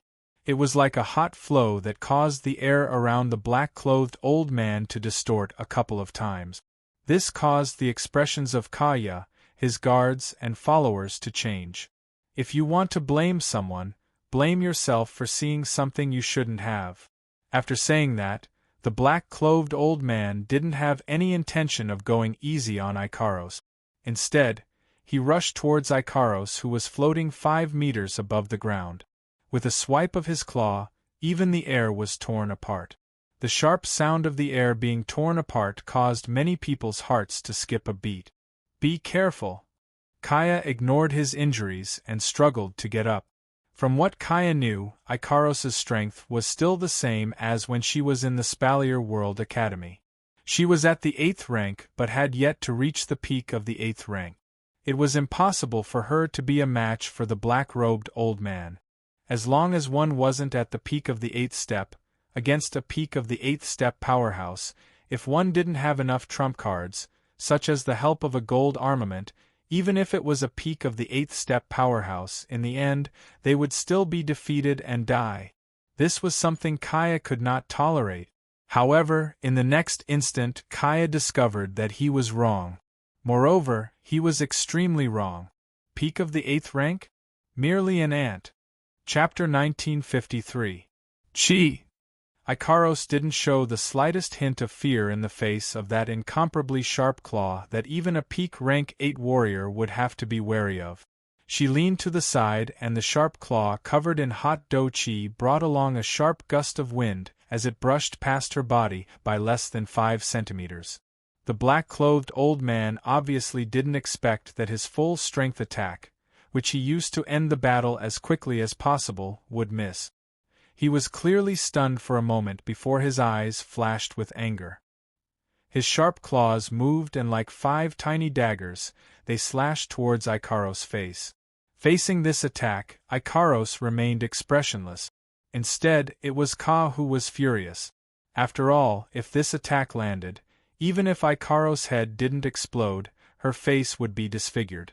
How could Ka, who saw Ikaros as a goddess, not be angry?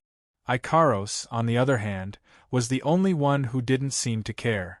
She raised her hand and an aegis the size of a bowl appeared and collided with the black-clad old man's claw. Clang! The black-clothed old man's claw kept rubbing against the surface of the aegis. It caused a sharp creaking sound that pierced one's eardrums. On the other hand, Ikaros waved her hand and deactivated the aegis. She turned around and the wings on her back flapped heavily on the black-clothed old man's body. Purring! Amidst the low muffled sound, the black-clothed old man let out a miserable cry, as if he had been hit by something heavy. The sound of bones breaking came from his body, and his figure flew backwards, smashing into the ground. Poochie! A mouthful of dark red blood spurted out from the black-clothed old man's mouth. Blood splattered all over the ground, but the black-clothed old man didn't care. He cried out with a face full of shock. You're a rank 9 warrior? Ka's guards and followers were overjoyed to see the black-clothed old man defeated in an instant. They were about to cheer when the black-clothed old man's words stunned them. Rank 9 warrior? This girl is a rank 9 warrior? No, no way? It was unknown who said this in a hoarse voice. Everyone present, be it Ka's guards, followers or the black-clothed men brought by the black-clothed old man, didn't pay any attention to it. It wasn't that they didn't want to pay attention to it, but the words rank 9 warrior occupied their minds. They didn't have the energy to think about anything else. Rank 9. Ka stared blankly at Ikaros. Her eyes had turned crimson. Her usual pitiful temperament was gone, replaced by an incomparably cold aura. She hovered in the air for a long time, then exhaled. The light in his eyes dimmed. As a prince of the Faya Empire, Ka was humble and courteous, but there were times when he admired others. For example, Sylph, who had always suppressed him in the Spalier World Academy, was someone he admired greatly. There were times when he idolized others as well. For example, Ka's father, Emperor Weya of the Faya Empire, had always been Ka's idol. There were times when Ka admired someone. That was Ikaros, who was as beautiful as an angel.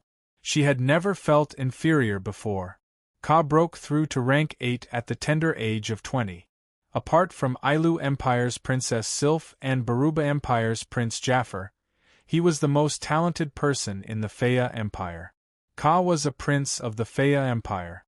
Not only was he the biological son of Emperor Weya, he was also a strong candidate for the throne. He could be said to be above everyone else. In addition, Kaya himself was handsome and elegant, with an extraordinary air about him. He was the Prince Charming in the hearts of every young girl.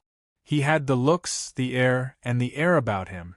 His status, strength, and talent were all above the rest. How could he possibly feel inferior? But now, Ka really did feel inferior. Moreover, he was feeling inferior because of his sweetheart. For the first time in his life, Kaya felt like he wasn't worthy of this goddess of Silveria. He couldn't find a second person like her. Bang, bang, bang, bang. At this moment, an incomparably chaotic, muffled sound mixed with a series of screams resounded, waking up everyone who had fallen into a daze because of the words 9th stage expert. When everyone raised their eyes and looked towards the source of the sound, the scene that entered everyone's eyes caused everyone to be stunned once again. There was no other reason other than the group of men in black who wanted to assassinate Ka were all lying on the ground. No one knew if they were dead or alive. Beside each of the fallen men in black, there were young girls with the same face and expression. Even their height, figure were exactly the same. They held laser swords and heavy cannons in their hands. Looking at the fallen men in black, it wasn't hard to imagine what had just happened. Ikaros!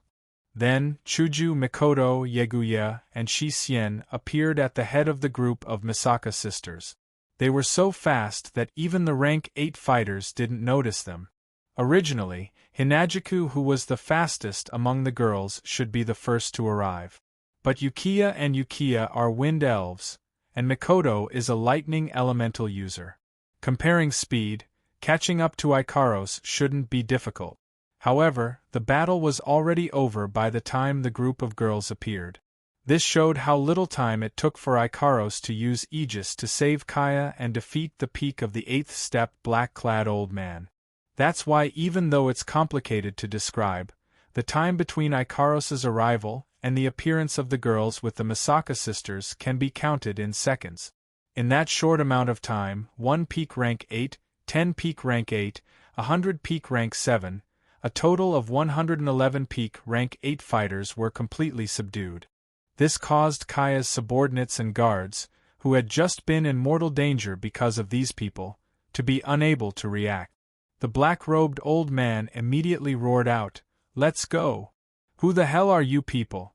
Hearing this, the group of girls looked at each other, smiled, and said in unison, "We are from the otherworldly capital."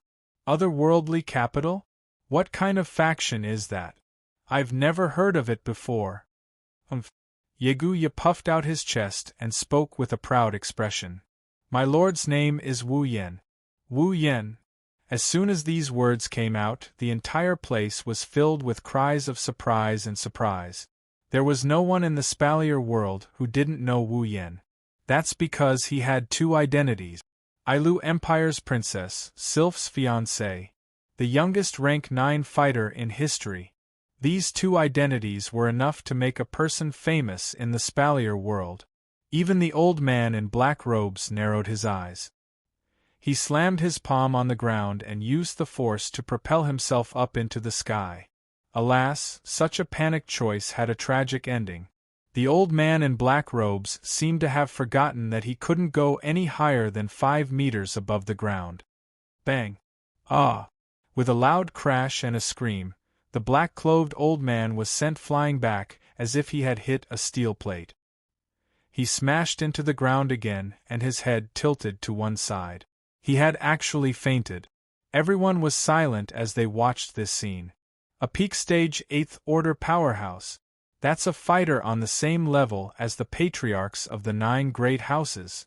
It was one thing for such a powerhouse to be defeated by a stage 9 powerhouse, but in the end, he actually fell to such a state.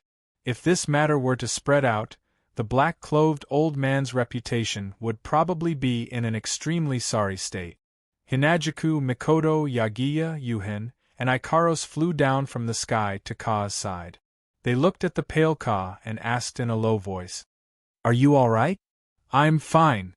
I'm fine." Ka glanced at Ikaros. Ikaros's eyes had returned to their original indigo color. Ka's heart skipped a beat. He couldn't help but think of Wu Yan's figure. His expression turned gloomy, but he quickly regained his spirit and spoke in a serious tone. "We can't stay here for long. I'm afraid there might be more pursuers behind us. Let's find a place to settle down first."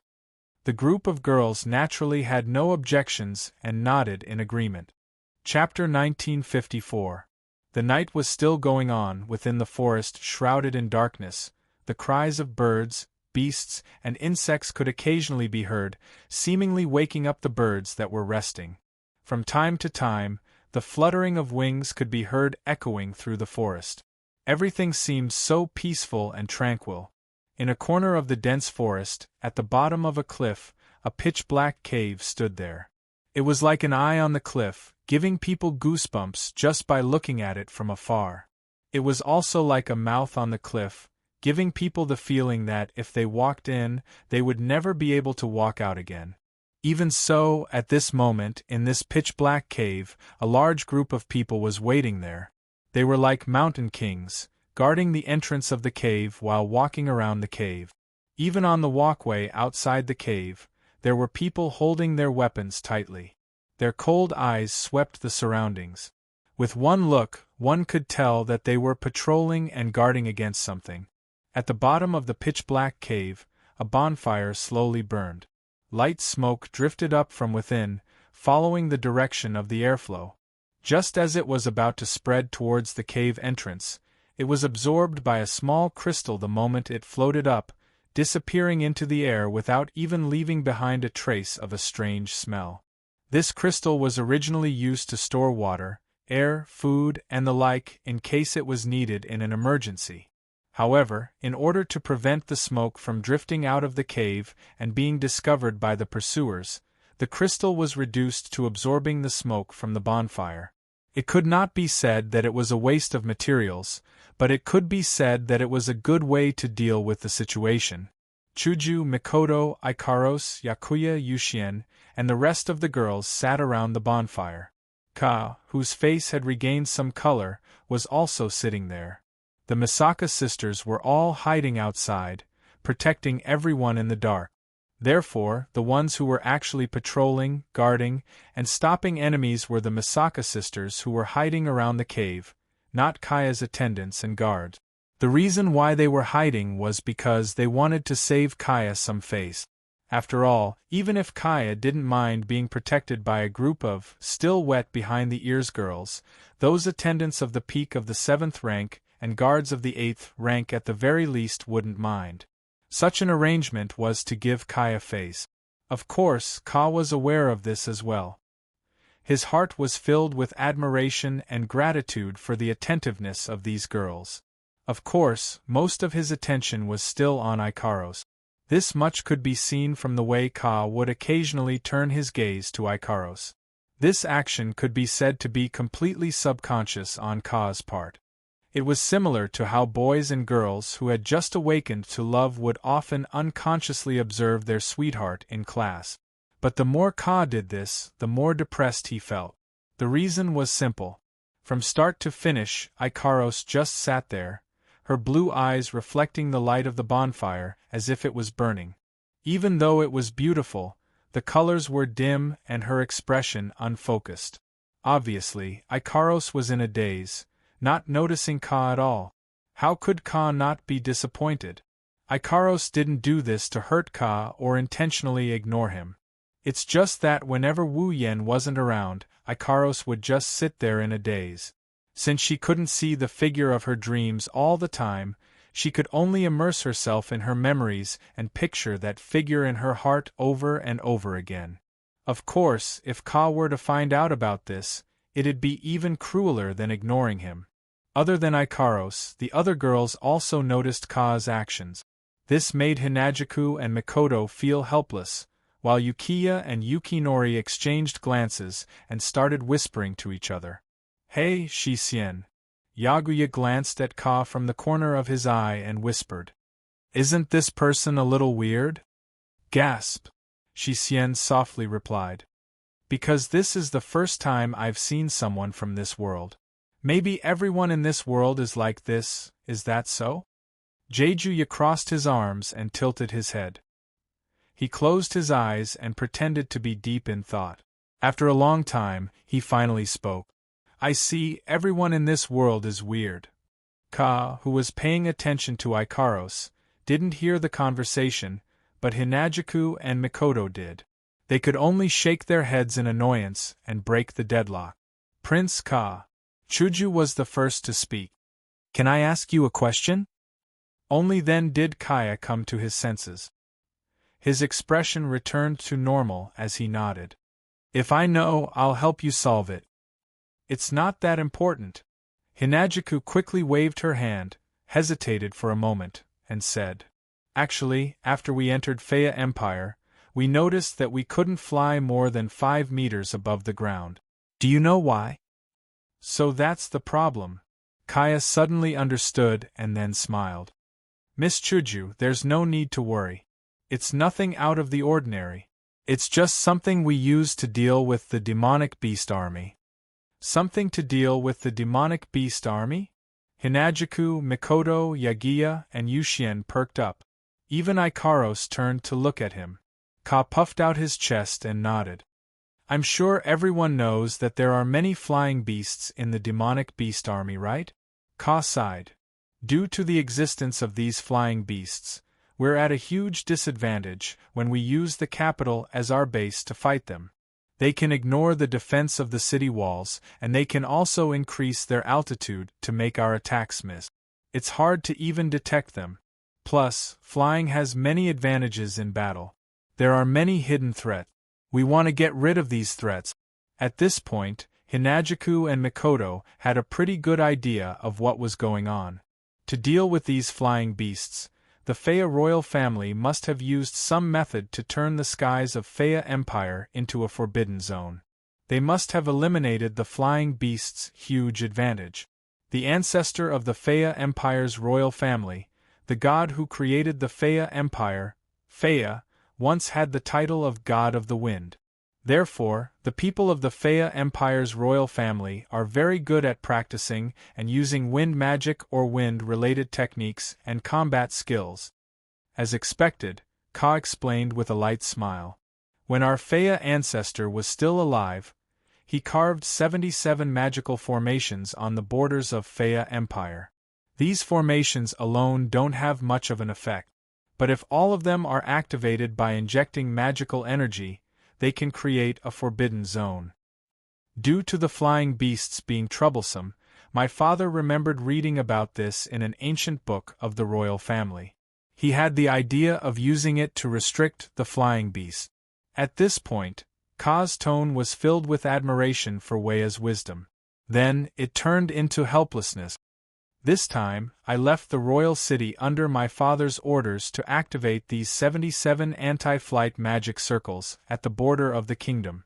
Who knew that it would lead to an assassination attempt from the collateral family? Are these people really going to disregard the Faya Empire that is in danger just for the throne? Shoujo and Mikoto shut their mouth. Let's not talk about the fact that this is someone else's family matter. Even if they like to poke their nose into other people's business, they can't do anything about it. Just the fact that the other party didn't care about the safety of the country and did something like this already made Hinajuku and Mikoto feel disgusted. Naturally, they didn't want to continue this topic. However, your ancestor sure is arrogant. Yaguya snorted and turned his head away in dissatisfaction. You dare to call yourself God of the Wind in front of us hurricane witches and fairies of Bachi? Is this a provocation? Yuxian nodded in agreement with Yaguya's words. It was obvious that she didn't like the title of God of the Wind. But that was to be expected. After all, these sisters were wind elves and were very competitive. It wasn't strange for them to behave like this. Kaya, on the other hand, wasn't going to take this seriously. Then, Prince Ka, you should have other methods to travel, right? Mikoto changed the topic and asked. Otherwise, it would take a lot of time to travel around Faya Empire's borders. Of course I do. Kaya suddenly laughed. If you don't mind, why don't you follow Ka to the capital? Only then did the group of girls smile in satisfaction. R1152. Chapter 1955. As time passed, the night approached dawn step by step. The moonlight spilling from the horizon moved along with the rising moon, bringing about an indescribable tranquility. No matter who it was, they wouldn't be willing to break this tranquility. Below the cliff and in front of the cave, the guards and attendants of the Faya Empire's princes were still vigilant. They didn't slack off at all as they dutifully patrolled inside and outside the cave. They just wanted to give their masters a moment of peace. Not long after, a wave of footsteps suddenly reverberated from within the cave, causing the expressions of those who were on alert and patrolling to turn stern. The do-chi and magic power within their bodies were instantly mobilized and slowly activated. However, when everyone present turned their gazes to the location of the footsteps and saw the scene there, the slowly rising do-chi and magic force directly stagnated in everyone's body and gradually shrank back. The owner of the footsteps was a young lady. A young lady with pink wings on her back. The young lady walked out of the cave as though there was no one around. Her indigo pupils flickered in an extraordinary splendor like the starlight. Her delicate, beautiful face displayed an adorable and delicate expression, vividly displaying the pitiful temperament of the angelic young lady, attracting everyone's attention. Gazing at the angelic young lady, the attendants and guards were absent-minded. It was as though they couldn't associate this delicate young lady with the incomparably cold figure of the 9th stage powerhouse who defeated a peak 8th stage powerhouse not long ago. In an instant, they were at a loss. The angelic young lady continued to walk to the empty space in front of the cave. She lifted her head and gazed at the moon in the sky. The pink wings on her back gradually extended. Whoosh! A chilly wind blew past, causing the leaves to flutter in the air. It swept past the angel-like girl's delicate body. Her pink feathers fluttered in the wind. They intertwined with the leaves and hovered around the young lady. In the night sky, the moonlight seemed to have been summoned and sprinkled onto the young lady's devastatingly beautiful face. The young lady's indigo pupils were even more dazzling, incomparably deep. Moreover, the angelic young lady gazed at the moon as though praying to the night sky. At this moment, no one could compare to her beauty. At this moment, no matter if it was patrolling, guarding, protecting the prince, the 9th stage powerhouse, or the attack of the magical beasts, everything disappeared from the minds of the people who witnessed this scene. Even their breaths held in an instant, leaving the surroundings in an abnormally silent state. Everyone could only stare blankly at the angelic girl under the moon who was so beautiful that she didn't seem to belong to the mortal world. They were unable to return to their senses for a long time. If nothing unexpected happened, this scene would become an unforgettable scene in the hearts of those who were fortunate enough to witness this beautiful scene. Every time they fell asleep, it would appear in their dreams. After who knew how much time had passed, another set of footsteps sounded from within the cave, startling the group of people who had been mesmerized for who knew how long. By the time they reacted and looked towards the cave, Kaya's figure had entered everyone's field of vision. The group of attendants and guards was just about to salute when Kaya raised his hand and stopped them. His eyes didn't turn to look at the people around him, but instead at the young lady who was standing there, spreading her wings and whispering something to the moon. His gaze wavered a few times, but in the end, he couldn't restrain himself and a trace of love emerged. But at the same time, a trace of panic appeared in Kaya's eyes. It wasn't that Kaya was making a fuss over nothing. Rather, this scene was just too beautiful, so beautiful that the angelic young lady seemed as though she could fly to the moon at any moment and be summoned back by the heavens that should belong to her. Although this thought was too laughable, Kaya couldn't help but panic. Unable to restrain himself, he walked forward but didn't reach the young lady's side. Instead, he stopped not far behind her. This wasn't of Kaya's own volition. His footsteps came to a natural stop. The distance between Kaya and the young lady seemed to be hinting at something, forming an invisible barrier that blocked Kaya's path. Miss Ikaros. Kaya fell silent for a moment before uttering a sentence that didn't hurt or itch. Why aren't you sleeping? Ikaros didn't seem to realize someone was approaching until now. She turned around, her indigo eyes staring straight at Kaya. Kaya felt like he could be sucked in at any moment, unable to extricate himself. He couldn't help but tilt his head away. Ikaros didn't understand why Kaya suddenly turned his head away. But that's that. Given Ikaros' simple-minded emotional circuitry, she couldn't understand anything. She could only answer Kaya's question honestly. I don't need to sleep. You don't need to sleep? This caused Kaya to be startled and puzzled. What do you mean? Ikaros lowered her head slightly. The expression on her face from beginning to end was one that made people feel pity for her. I don't have the ability to sleep, of course. Kaya didn't understand what she was saying. Originally, he wanted to probe into the secrets of his goddess, but when he saw Ikaros's heartbreaking expression, he couldn't bring himself to ask. All he could do was silently curse himself for being like this. After all, Ka had always been a gentleman, his emotions rarely fluctuating. But not only did Ikaros' every move affect Ka's emotions, every time she did, Ka's status would drop by a notch. One can only say that everything has its vanquisher. In the end, Kaya could only interpret it as Ikaros cultivating some sort of special technique. Even though it gave her strength that he couldn't catch up to, it came at the price of not being able to sleep. It's not uncommon to have techniques, or magic that require a certain price to cultivate. The more benefits there are, the more drawbacks there are as well. It's no wonder Kaya thought of this. Whenever he thought about how Ikaros was sighing at the sky alone in the middle of the night while he was sleeping soundly, Kaja couldn't help but feel a little upset. He couldn't help but ask, "Then, does Miss Ikaros feel lonely?" Kaya regretted it as soon as he asked. Asking a girl if she's lonely in the middle of the night? Isn't this too frivolous? But Ikaros pondered seriously for a moment and was at a loss for what to do. When Master isn't around, my energy furnace becomes weird. Is this reaction called loneliness? A question mark almost floated above Ka's head. Obviously, he was confused by Ikaros' words. However, Ka understood the gist of it. Kaya knew this so-called master was how Ikaros addressed Wu Yen.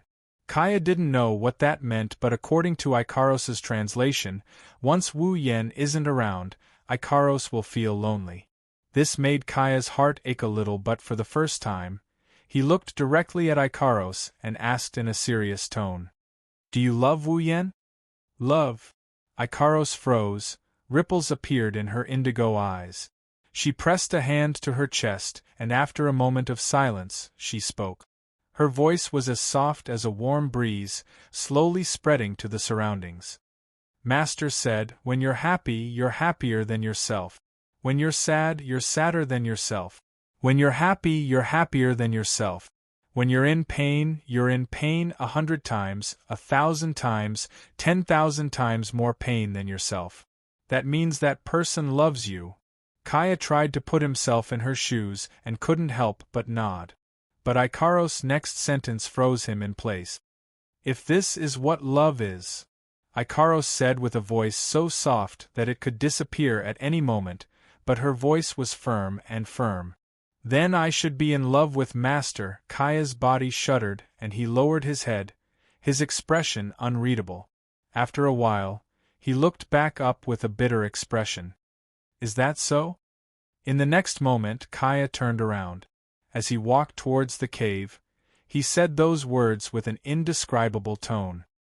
I wish you happiness. Watching Ka's back slowly disappear into the distance, Ikaros was a little confused. She lifted her head to look at the night sky, lost in her thoughts of her lover. Chapter 1956. The next morning, when the sunlight poured down, dyeing the entire forest a golden yellow, in front of a cave in a corner of the forest, Kaya and a group of attendants and guards were standing there as if they had been waiting for a long time.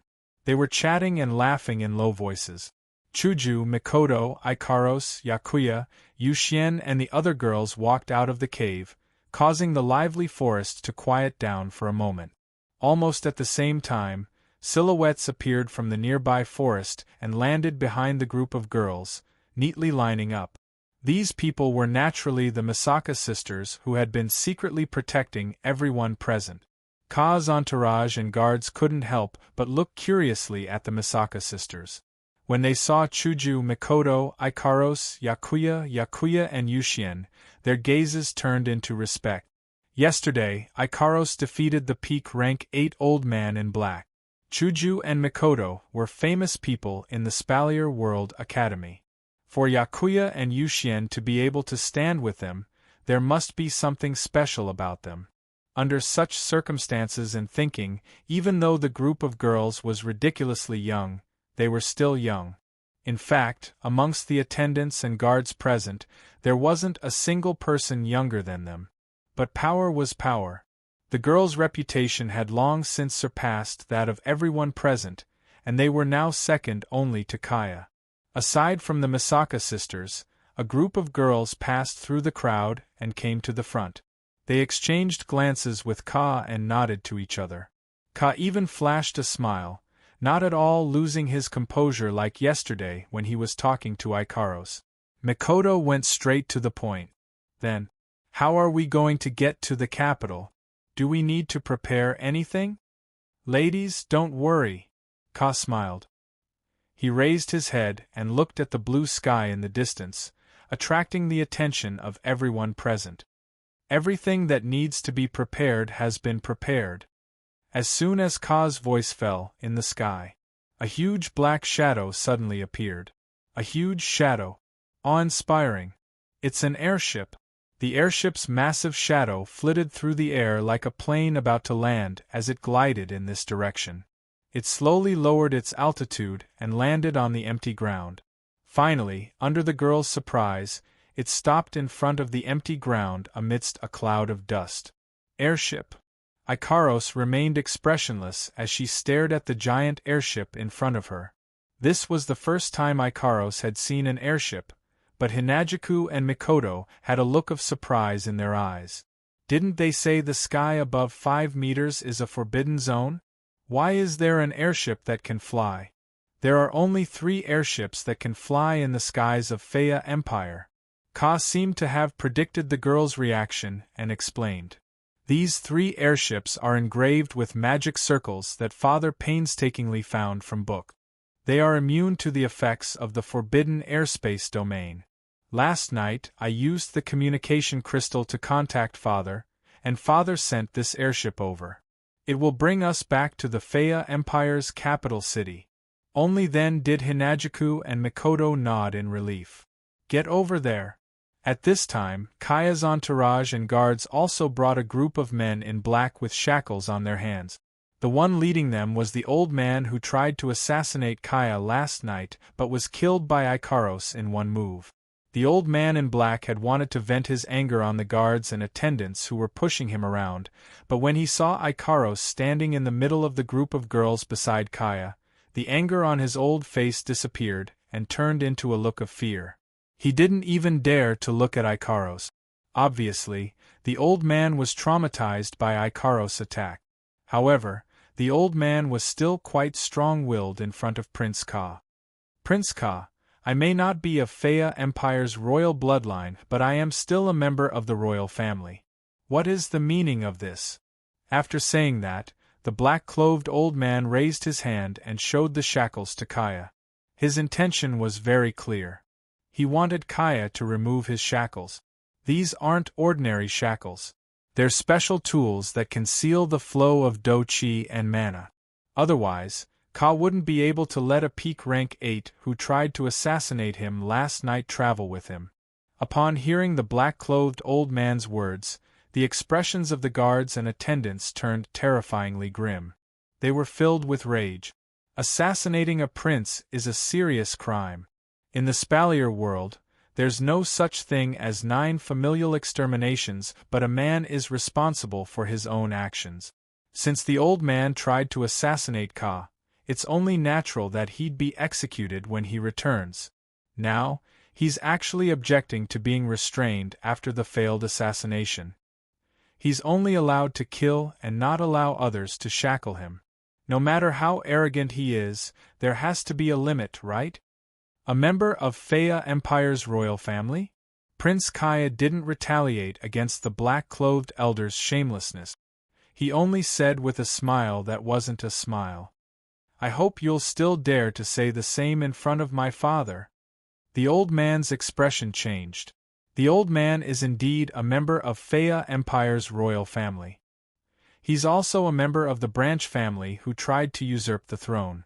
This assassination attempt had already failed.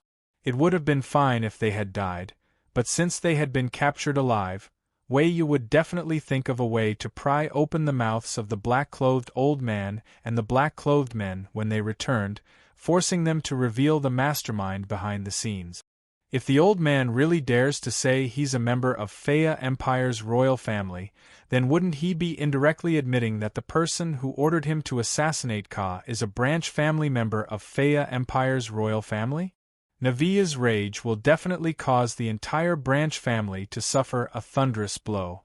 Thus, the black-clothed old man immediately shut his mouth. Ka glanced at the old man and didn't ask any more questions. He waved his hand. Bring them up. Yes. The group of attendants and guards immediately pressed down on the black-clothed old man and the black-clothed man, cursing as they chased them onto the airship. It was as if they were venting their anger for nearly losing their lives at the hands of the black-clothed men last night. Ka shook his head and didn't know whether to laugh or cry. He looked at the girls. Everyone, let's go up. Shoujo, Mikoto, Ikaros, Yukino, and the girls nodded. They looked at each other and leaped up. Their bodies turned into streaks of light and flew towards the deck of the airship. In the next moment, they appeared on the deck of the airship. The Misaka sisters followed suit and all of them leaped up. While making sure they weren't more than 5 meters above the ground, they flew up one after another. It didn't take long for the deck of the airship to be filled with people. Kaya's attendants, guards, and black-clothed men glanced at each other, regretting that they hadn't done so earlier. Even Kaya was stunned. He couldn't help but laugh, and with a flash, he stood up and stood at the head of the deck. Let's go. Ka looked straight ahead. To Faya Empire's royal city. Virum. As soon as Ka's voice fell, the enormous airship trembled. The engine started up and a magical circle appeared behind it. Like a propeller, the airship spewed out a violent shockwave and slowly rose into the air. As the airship rose into the air, the forest below became smaller and smaller. After a while, the entire forest was within the view of the group standing on the deck of the airship. Under the azure sky, the huge floating airship rotated and determined a direction. The magic array behind it also rotated and sped off in a certain direction. Seeing the forest that took them 2 days to walk through disappear from their sight in an instant, the girls heaved a sigh of relief. Ikaros and Yukino stretched their backs and enjoyed the breeze. The smell of the sky is still better. Hinajuku, Mikoto and Hinajuku smiled faintly, and together with Ikaros, they looked towards the direction of the airship, their eyes flashing with determination. In Faya Empire's royal city, what awaited the girls was a battle against a pseudo-demigod. Although they couldn't say that they had to lose this battle, in order to reduce the pressure on Wu Yen in the future, the girls made up their minds. They must defeat the pseudo-demigod Beast King. Chapter 1957. Whoosh! A sharp sound pierced through the air. A gigantic creature shuttled through the air, leaving a trail of clouds behind it as it flew into the distance at a shocking speed. Watching the scenery around them recede at an extremely fast speed, Yigeya and Shixien leaned over the railing of the airship deck, leisurely enjoying the breeze as they gestured at the scenery around them. It seemed as though they were in the middle of a daily conversation. Shoujo and Mikoto were amused and envious of the Bawu sisters' intimate actions that were comparable to a couple's. Sometimes they would quarrel with each other, sometimes they would play with each other, and sometimes they would glare at each other angrily.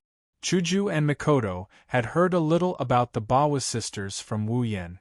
Naturally, they knew that not only were the twin sisters once split from the same body, but they also knew that the Bawu sisters fought each other for the sake of the fate of only one of them surviving.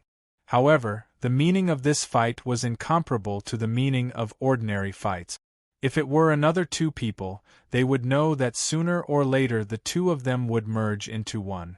If only one of them could survive, they would definitely try their best to kill the other for their own survival.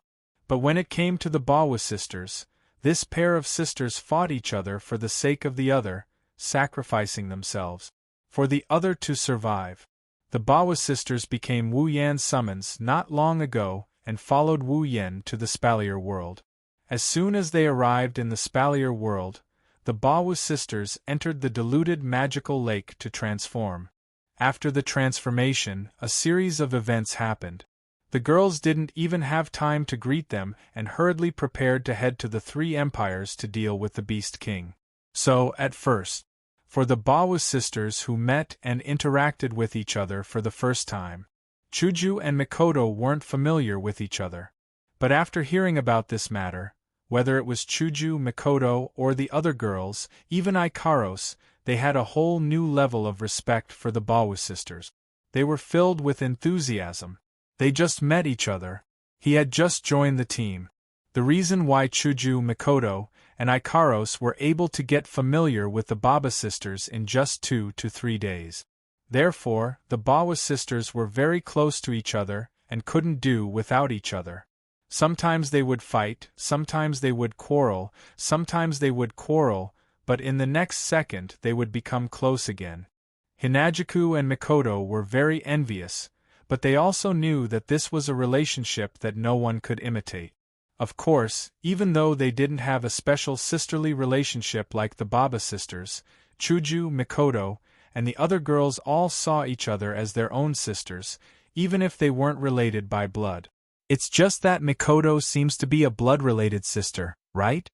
Moreover, there were 20,000 of them. Shoujo's gaze inadvertently swept over the main seat of the airship deck.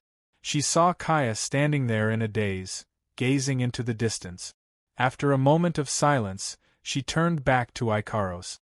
Ikaros, please take care of Yakuya and Yushien, don't let them run around.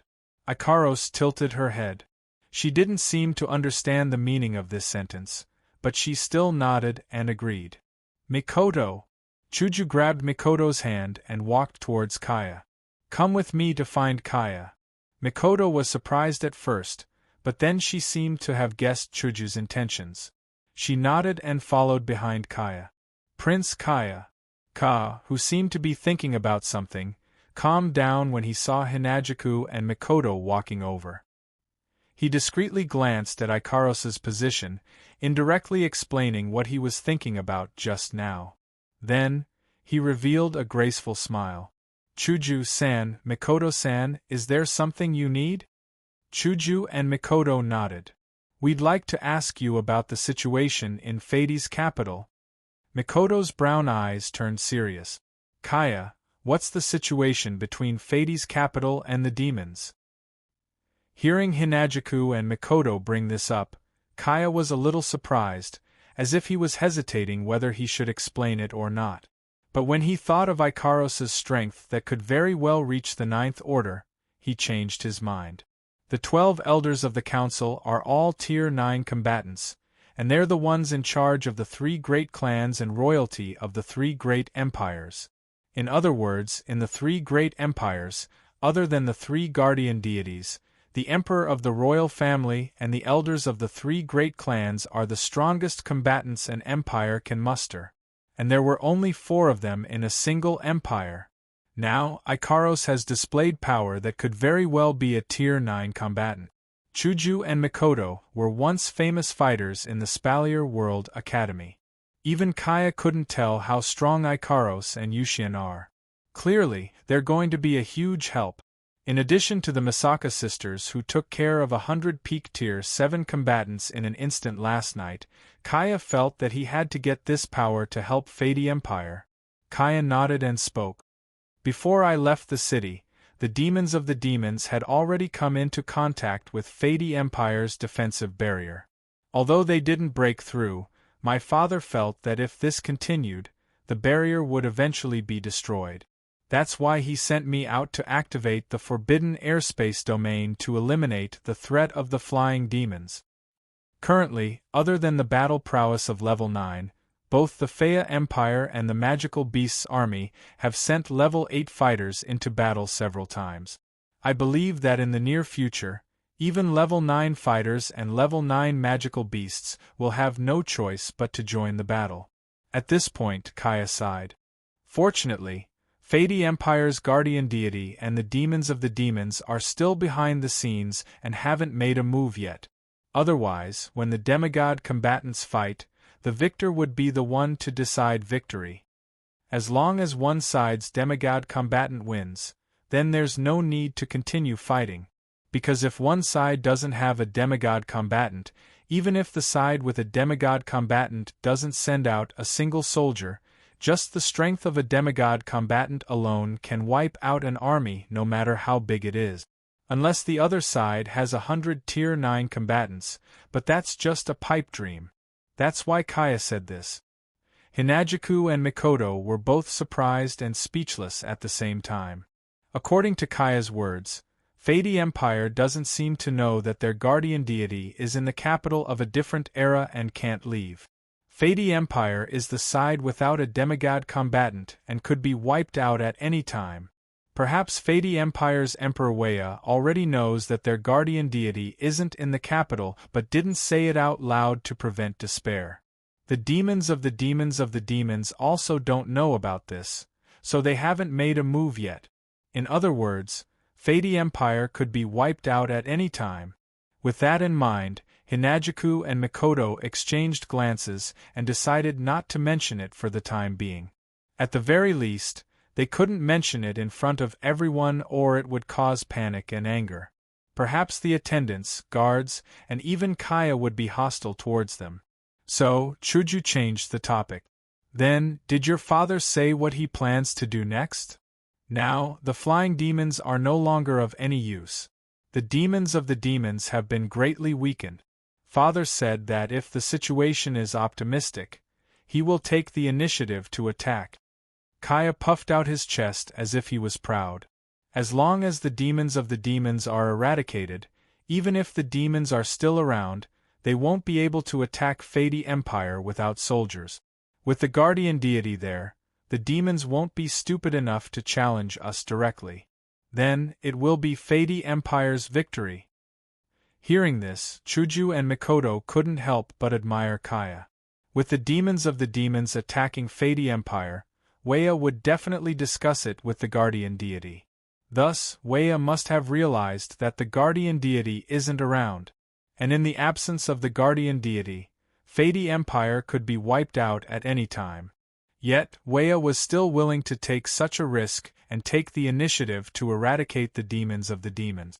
If Weya could really eradicate the demons of the demons before the demons make a move, then the guardian deity would really be able to intimidate the demons.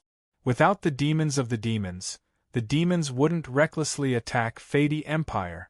In this way, Fady Empire would be able to win this war without the guardian deity. Provided that the demons don't make a move before the demons of the demons are destroyed, while everyone was preoccupied with their own thoughts, the Fey Empire's royal city appeared in everyone's line of sight. Chapter 1958. Faya Empire, King City. This was a city surrounded by tall city walls with a golden palace in the center. It was very similar to Ailu Empire's King City. The only difference was that Ailu Empire's King City was located in the middle of a mountain range. It was surrounded by mountains and looked like a basin. Faya Empire's King City was located in half a forest. Why half a forest? This was because the front of the Faya Empire's royal city was a vast expanse of flat land. However, the left, right and back were filled with towering trees. It was as though the front of an O-shaped forest had been flattened. The Faya Empire's royal city was situated at the front of the flattened forest. Therefore, Faya Empire was located in half a forest. At this moment, in a palace in Faya Empire's King City, Veya with a golden crown was standing at the front. He was looking at the wall in front of him with his back facing everyone in the palace. In the hall, Hinagiku, Mikoto, Ikaros, Yagiya, Yukaina, and the other girls were standing to the side, as if they were just here to watch a show, as if it had nothing to do with them. Kaya was standing in the middle of the palace. The old man in black with his hands and chi shackled was kneeling beside Kaya. He was facing Veya, who had his back facing everyone. Other than the girls, Veya, Kaya, and the old man in black, there were two other people in the palace. One of them was about the same age as Veya. He looked to be in his 40s or 50s. He wasn't considered old, but he was definitely older than middle-aged. One of them was about the same age as Kaya, looking to be in his 20s or 30s. His eyes kept sneaking furtive glances at the group of young girls. His eyes flashed with surprise, greed, wickedness, and other emotions. His clothes were luxurious, but his face was incomparably pale. It was clear that he had overindulged himself and was a man who couldn't be helped up to the wall. Naturally, the group of girls noticed that this nouveau riche, a rich young master, who gave off an extremely bad first impression, was peeking at them. But other than Yakuya and Yushien, who were treated this way for the first time and frowned in disgust, Hinagiku and Mikoto, who weren't treated this way for the first time, only glanced at it and completely ignored it. As for Ikaros, that goes without saying. Even if this guy's performance was better than Kaya's, Ikaros wouldn't even spare him half a glance. She'd just stand there and not say a word. After maintaining this scene for an unknown amount of time, Weya turned around and looked at the group of girls with a faint smile. "How's that little guy doing now?" The girls were stunned for a moment, then Hinagiku and Mikoto realized who the little guy Weya was talking about was. Their faces darkened and they smiled bitterly. "We don't know how Yen is doing." Shoujo shook her head in front of Veya and Kaya's shocked faces. "He left the capital of another era to deal with the Beast King. We don't know how he is, but he must be doing his best, is that so?" Veya nodded. He didn't ask anything about the to deal with the Beast King part, as if he already knew everything. "Then let's believe in that little guy. He's a super genius that Kite always praises." Shoujo and Mikoto nodded heavily. Ikaros, Yakuya and Yushien also had different expressions, but the trust they had for Yen Liqiang was the same. She didn't know if Weya really trusted Wu Yen, or if she chose to trust Wu Yen because of Kate's praise. Either way, it doesn't matter. When it comes to trust, no one would trust Wu Yen more than the girls. Only then did Weya turn his head and look at the old man in black who was kneeling on the ground. The smile he had when he was facing the group of girls was gone, and there was no anger because his son was almost killed by the man in front of him. There was only a strange calmness that made one's heart palpitate. Wei didn't interrogate him, nor did he question him. He just stared at the black-clothed old man. Even though there wasn't the slightest bit of magic power surging from his body, the black-clothed old man felt a heavy pressure coming from him. It made his heart tremble, and his back was instantly drenched in sweat. Just like this, after a minute had passed, the black-costume old man was unable to bear this strange silence, and took the lead to speak. "I won't say anything." Clearly, no one had questioned him, but the black-clothed old man had said these words himself. Because if he didn't say such a sentence to strengthen his determination, the black-clothed elder was afraid that he would expose everything under the pressure of Wei's pressure. What the old man didn't know was that when he said it, Kaya curled his lips in mockery. A haze flashed in the eyes of the man who was beyond middle-aged. He needed to use words to strengthen his resolve. Wasn't that a sign that the black-clothed old man was beginning to waver? If Wei had directly interrogated him, perhaps as a peak Eighth Order powerhouse, the black-robed old man might not have said anything. But now that the black-robed old man had wavered, it was hard to say what would happen next. Wei really had his ways, as expected of the emperor of the Faya Empire. "Won't say anything?" Wei shook his head regretfully. His words sent chills down the spines of those who heard them. "Don't worry, I don't need you to say anything. I have plenty of ways to make the rat hiding behind you jump out." After saying that, Wei waved his hand, and two armored knights with swords in their hands pushed open the door and entered amidst the clanging sounds of footsteps. Looking at the aura on their bodies, they were actually two powerhouses of the Eighth Order. Take him down, hang him on the floating plaza, and cripple his do-chi. The weather has been pretty good recently, and I believe the fierce sunlight will cause him to lose his mind. When the time comes, bring him to Fan Ku's side. Hearing those words, Kaya's eyes immediately lit up. An alarmed expression appeared on the black-clothed old man's face. As for the middle-aged man and the unsightly man, one's expression became even more gloomy, while the other's entire body began to tremble, revealing an expression of fear. Fan Ku was a strange magician that Wei had met in his early days before he became the emperor. Fan Ku was said to be unique because he didn't practice any series of magic, such as wind, water, fire, earth, thunder, ice, and other types of elemental magic that every magus would choose to practice, but Fan Ku didn't practice any of them. Instead, he liked to practice some side branches of magic that others rarely practice. For example, curse-type magics were one of the magics that Fan Ku was most proficient in.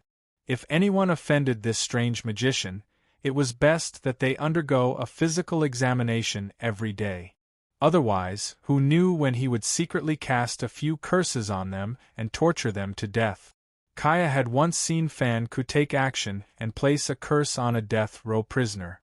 The curse only had one effect, and that was itching. In the end, on that day, the death row inmate scratched his own body like a madman. His nails scratched his skin, and his flesh was dug out by himself. However, the death row inmate kept scratching himself. The next day, he scratched himself until he was covered in blood. He died with his eyes wide open. It was because Wei had taken a fancy to Fan Ku's strange methods of torturing people that he invited him over after he became the emperor. In exchange for providing him with magic research materials, he left some troublesome matters for him to deal with. He believed that under Fan Ku's methods and under the intense sunlight, the black-clothed old man would definitely confess everything that had happened, even though he was in a state worse than death, right? "Your Majesty! You can't do this!" The pitiful black-clothed old man only had time to shout out this sentence before one of the powerhouses of the eighth step knocked him unconscious. The two of them then dragged the black-clothed old man away. In response, Wei and Kaya didn't even show a hint of pity. The group of young ladies continued to ignore the matter as if it didn't concern them. On the contrary, it was the middle-aged man who couldn't stand still and couldn't help but take a step forward. "Your Majesty, since this person assassinated Prince Kaya, why don't we just execute him?" "Execute him?" Weya smirked coldly as if he had expected the middle-aged man to speak up for him. "Devon, you need to know that it's easy to execute these people. However, the one I want to execute is the one who instigated them." Hearing this, the man called Devon, who was beyond middle-aged, felt his heart tighten. "Uncle Devon, the other party is a traitor who tried to assassinate a direct descendant of the royal family. Don't tell me you don't intend to stand on the same side as us?" Kaya said with a smile that didn't reach his eyes. "After all, you are a collateral descendant of the Feiya royal family." Chapter 1959. A member of the Feiya royal family. As soon as he said that, Hinajaku, Mikoto, Ikaros, Yakuya, and Yukinori all understood. It turned out that the mastermind behind the plot to usurp the throne, disregarding the life and death of the Feiya Empire and secretly instructing the black-robed old man to assassinate Kaya, in an attempt to let the collateral branch take the throne, was this Devon. Standing beside Devon was a pale-faced man who had been sizing up the group of girls with a filthy gaze. He had an unbearable appearance. He was Devon's son, Duratsi. Speaking of which, Devon was Weya's younger brother. Even though they had the same father but different mothers, they were still related by blood. And Devon's son, Duratsi, could be considered Kaya's cousin. However, this pair of father and son had a tragic ending. Back then, Vyre and Divin were both princes of the Feiya Empire. When the previous emperor was still alive, the relationship between the two had already been at odds. The reason was simple. Devon was a genius who could reach the peak of the 7th step before the age of 20, while Weya was a super genius who could reach the 8th step before the age of 20. Whether it was strength, talent, appearance, temperament, or wisdom, his half-brother Weya had always been a level above Devon. This made Devon jealous of his older brother, to the point of madness. Later on, Devon trained with all his might. Finally, when he reached the peak of the 8th step at the age of 45, he thought he could finally catch up to Weya. Who would have thought that Weya was destined to be a level above him? When Devon reached the peak of the 8th step, Weya immediately broke through to the 9th step, becoming a powerhouse of the 9th step. From that moment on, Devon understood that he had lost. He had completely lost to Weya. Just like how the current patriarch of the 3 great clans of the empire had to be at the peak of the 8th step. Only by suppressing the rest of the family would they be able to keep their subordinates in check. To become the emperor of the 3 great empires, the most basic requirement was to reach the 9th step. Therefore, from the moment Weya reached the 9th step, the next emperor of the Feiya Empire was destined to be Weya's. Devon could only obediently become a branch family descendant, forever living in Weya's shadow. However, Devon did not give up. Instead, he set his sights on the position of the next emperor. Collateral relatives did not have the qualifications to inherit the throne. However, he had just said that he wanted to become the emperor of the 3 great empires. The most basic requirement was to ascend to the 9th stage. As long as someone from the branch family reached the 9th stage, they would still be able to obtain the throne and become the emperor. Thus, after giving birth to his son, Duratsi, Devon had invested all his energy into him. He gave him all the good things and tried his best to obtain the good things that he didn't have. He followed Duratsi's every whim and doted on Duratsi to the point that he was afraid of dropping or melting in his mouth. As a result, tragedy befell Devon. Because of Devon's pampering, Duratsi had completely turned into a hedonistic son of rich parents. Not only did he not work hard, but he often relied on his identity as a second generation to bully men and tyrannize women. It couldn't be said that he didn't commit all sorts of crimes, but he was extremely lecherous. In broad daylight, he would take advantage of women. Fortunately, Devon did not punish him. Instead, Kaya, who couldn't stand Duratzi's actions, suppressed him every day. Otherwise, the royal family's face would have been completely lost. Originally, this wasn't a big deal. Devon wasn't a good person, and he didn't care about his son's evil deeds. In order to ascend to the 9th rank, seize the throne, and return him to the direct line of descent, defeating Weya was enough. Devon didn't care about the rest. In the end, tragedy befell Devon. As a hedonistic son of a rich family, Duratzi had spent a great deal of effort to nurture him. He had even used all sorts of heavenly materials and earthly treasures to nurture him. But now, Duratzi had only reached the 5th step. Yes, 5th stage. Was this a genius? To reach the 5th stage before the age of 20, one could be considered a genius in the Spalier world.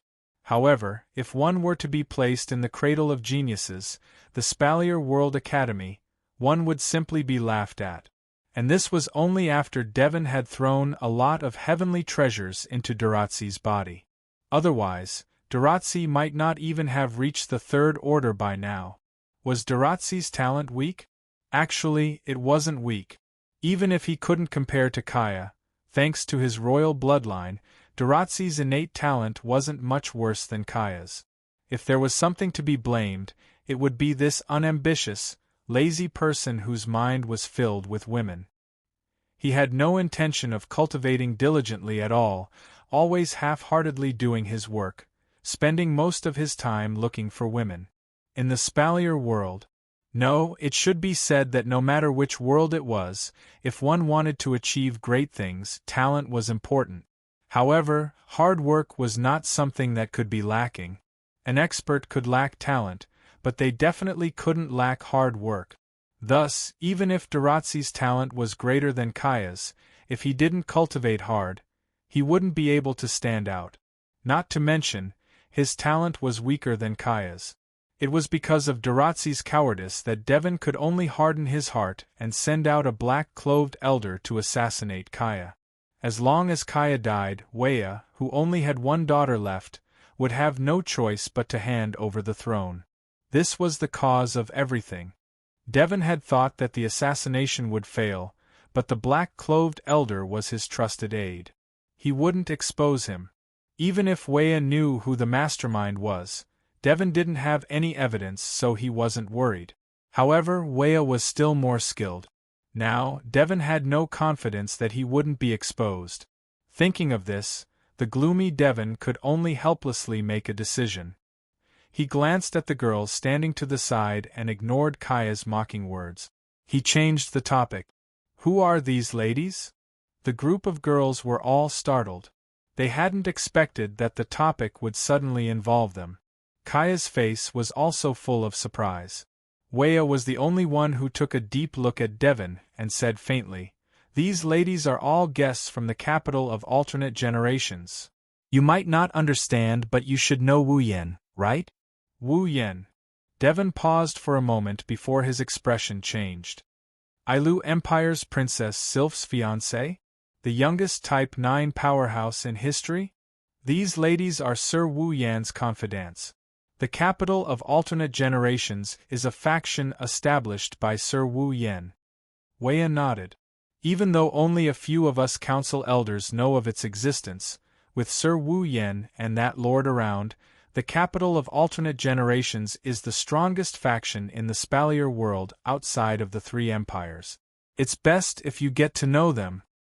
When Devon heard this, his expression changed again. As a member of the Faya Empire's royal family, Weya's younger brother and Kaya's uncle, Devon's status was second only to Weya. He knew about the Lord Weya was talking about, Yakomo Yukari, the 6th demigod in the Spalier world. Rumor has it that this demigod didn't join any faction. Her origins were mysterious and elusive. However, she was especially fond of Ailu Empire's Princess Sylph's fiancé, the youngest Tier 9 fighter in history, Wu Yan. She even supported him from behind. Because of the support of such a demigod, the higher-ups of Silveria who knew of Yukari's existence thought that Wu Yan was her direct disciple. That, coupled with his talent, allowed him to become the youngest Tier 9 in the history of Silveria. If these girls were backed by a demigod powerhouse and the youngest powerhouse of the 9th step in history, then Devon really couldn't ignore them. Just as Devon was about to say something, Hinagiku suddenly spoke up from the group of girls. "Your Majesty, if you're done with your discussion, please give us some time. We have important news to tell you." Weya and Kaya's gazes froze. Devon's expression stiffened. Only Derazir was still looking at the girls with glowing eyes. It was easy to understand why Devon's expression froze. More accurately, Chuju's words were easy to understand. She was hinting for Devon to step down. Devon took a deep breath. He didn't say anything and just opened his mouth. "Since your Majesty and the ladies have important matters to discuss, then we'll take our leave." Weya and Kaya did not say anything, and the group of girls did not pay any attention to Devon, causing a trace of anger to flash in Devon's eyes. He pulled the reluctant Durazzi and walked out. Chapter 1960. Bang, with the sound of the door closing, the door to the hall was also shut tight, isolating the two worlds and blocking out the sounds from the two worlds. 23 WX. Almost immediately, Devon's expression darkened. He clenched his fists and snorted coldly, his voice filled with anger. Devon was truly angry. He was angry at the black-robed elder for not doing his job well. Nuya's methods were sharp. Of course, he was most angry at the group of young ladies for not giving him any face. Everything was going to go wrong. "Nuya, don't be happy too early," Devon said viciously. "You might have been able to suppress me in the past, but now that the magical beast army is attacking, even if you don't like me, you won't be able to focus on me. In this chaotic moment, I don't believe that I can't find a chance to pull you down from your pedestal." It had to be said that this sentence was both crazy and stupid. What was crazy about? Naturally, it was because Devon had decided to disregard the safety of the Faya Empire when the magical beast army was attacking the Faya Empire. He had even wholeheartedly wanted to harm his own people. What was stupid about that? He didn't even understand the principle of interdependence. Wasn't Devon stupid? From this point alone, Devon was destined to be inferior to Nuya. It was unknown if he knew his own limits, but after a series of vicious words, Devon didn't calm down. Not only did Devon not calm down, the anger in his eyes grew stronger and stronger. In the end, it was so strong that anyone with a bit of observation power could see it. Unfortunately, there was only one person present who was blind. Not to mention a bit of observation skills, he might even have a problem with his eyesight. "Hey, father," Durazzi spoke with some excitement. "I want those women." That one sentence completely ignited Devon's anger. "Idiot!" To prevent his voice from reaching the hall, Devon lowered his voice. He turned all the anger in his heart into a low roar. "Do you think you can touch any woman?" Because Devon had invested too much energy in Durazzi, he had no choice but to leave. She had placed too much hope on Durazzi and doted on him. When she found out that Durazzi's life was ruined, she didn't care about him at all. Therefore, Durazzi had never been yelled at by Devon before. Hence, Devon's beast-like roar caused Durazzi's heart to skip a beat and his face to turn pale. With a plop sound, his legs went soft and he fell to the ground. His face was filled with terror. Seeing Durazzi's cowardly appearance, Devon was both furious and disappointed. But when he thought of Devia's son, Kaya's excellence, his fury and disappointment turned into hatred. He clenched his teeth and coldly said, "Listen, I don't care which women you want to mess with, but you'd better not touch the women inside." After saying that, Devon didn't want to look at Durazzi anymore and turned around to leave. While walking, his mind was still spinning. Now, Devon knew that Shoujo, Mikoto, Ikaros, Yakuya, Yuxian and the other girls were from the capital of alternate generations. Behind them stood the youngest powerhouse of the 9th step and a demigod. Such a faction, even if their low-end strength wasn't as strong as the three royal families, Their high-end strength was something that even the three royal families couldn't help but be wary of. Devon felt that if he wanted to take Devia's place, using the capital of alternate generations would be a good idea. Thinking of this, Devon had an idea. But before that, Devon felt that he had to deal with another problem first. "You want to use my men to force me to jump out?" Devon smiled coldly. "You're underestimating my courage, Devia. A peak powerhouse of the 8th step might be precious, but I've already abandoned him." However, Devon, who was completely focused on the black-clothed old man and the group of young ladies, didn't notice that his cowardly son, who was so scared by him that his legs went soft, was looking at him with unprecedented resentment. Because of excessive indulgence, his incomparably pale face had an expression that all humans once had. It was a rebellious expression. "Don't touch!" Durazzi spat out a mouthful of saliva and smiled evilly. "You say don't touch and I won't touch? Then I'll touch." The pitiful Devon spent so much effort to defeat Devia, only to end up with tragedy after tragedy when it came to educating his offspring. When he placed his hopes on him, he spoiled him without restraint, causing Durazzi to become a hedonistic son of rich parents. When he was disappointed, he abandoned him too thoroughly, causing this hedonistic son of rich parents to be rebellious and spoil his plans. At the same time, in the palace, "What?" Kaya's shocked voice rang out in the palace. He turned his head with all his might and looked at his father, who had a bitter expression on his face. His voice began to tremble. "Father, is Lord Guardian Deity really not in the palace?" Devia didn't answer, but his expression grew increasingly bitter. Ka's heart sank and his face turned ashen. "It's over."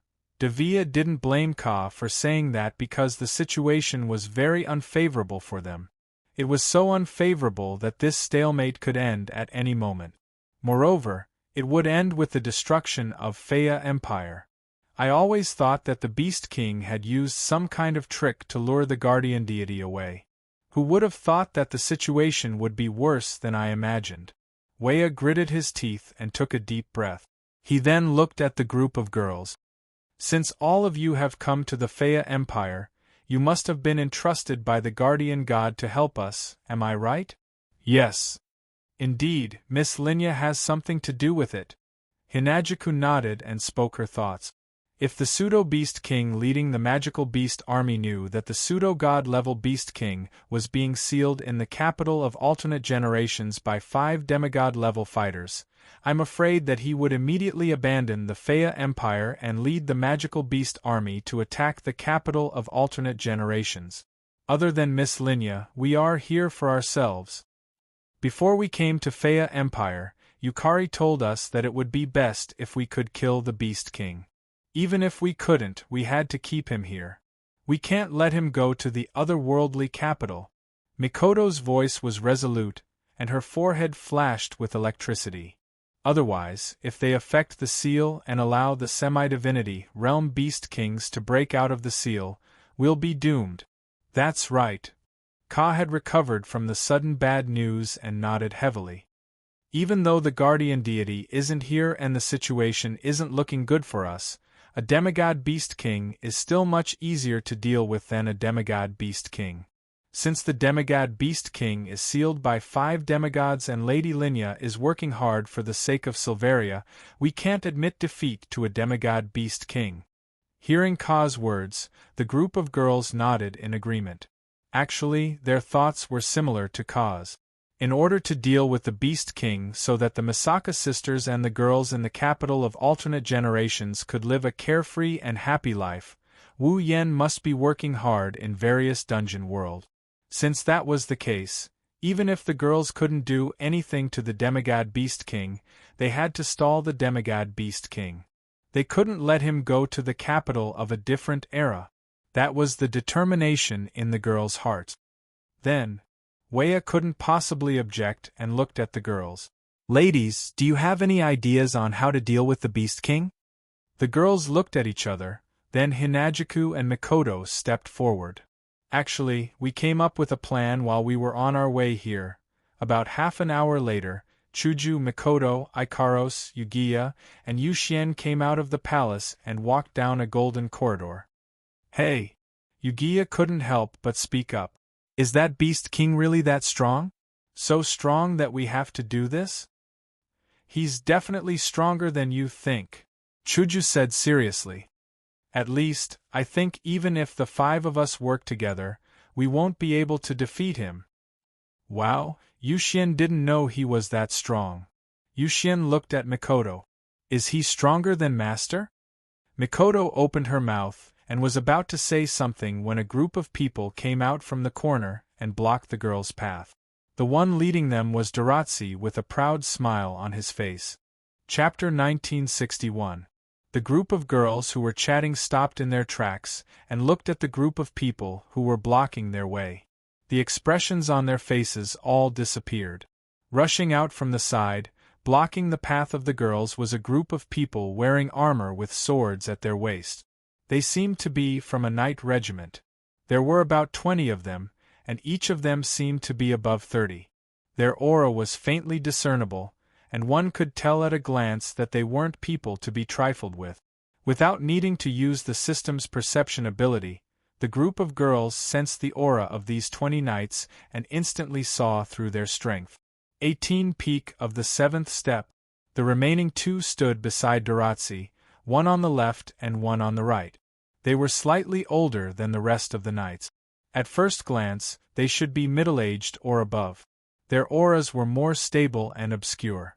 From time to time, traces of light would flash across their eyes. Obviously, they were much more powerful than the rest of the knight. The level of these 2 middle-aged knights was indeed higher than the other knights, between level 70-72, reaching the 8th step. As for Darazir, the group of girls didn't even want to look at him. He was nothing more than trash. Of course, the more they didn't look at Darazir, the more Darazir became arrogant. He thought that the other party didn't dare to look him in the eye, afraid of offending him. This was the same as when he bullied people in the past. It was a fixed plot.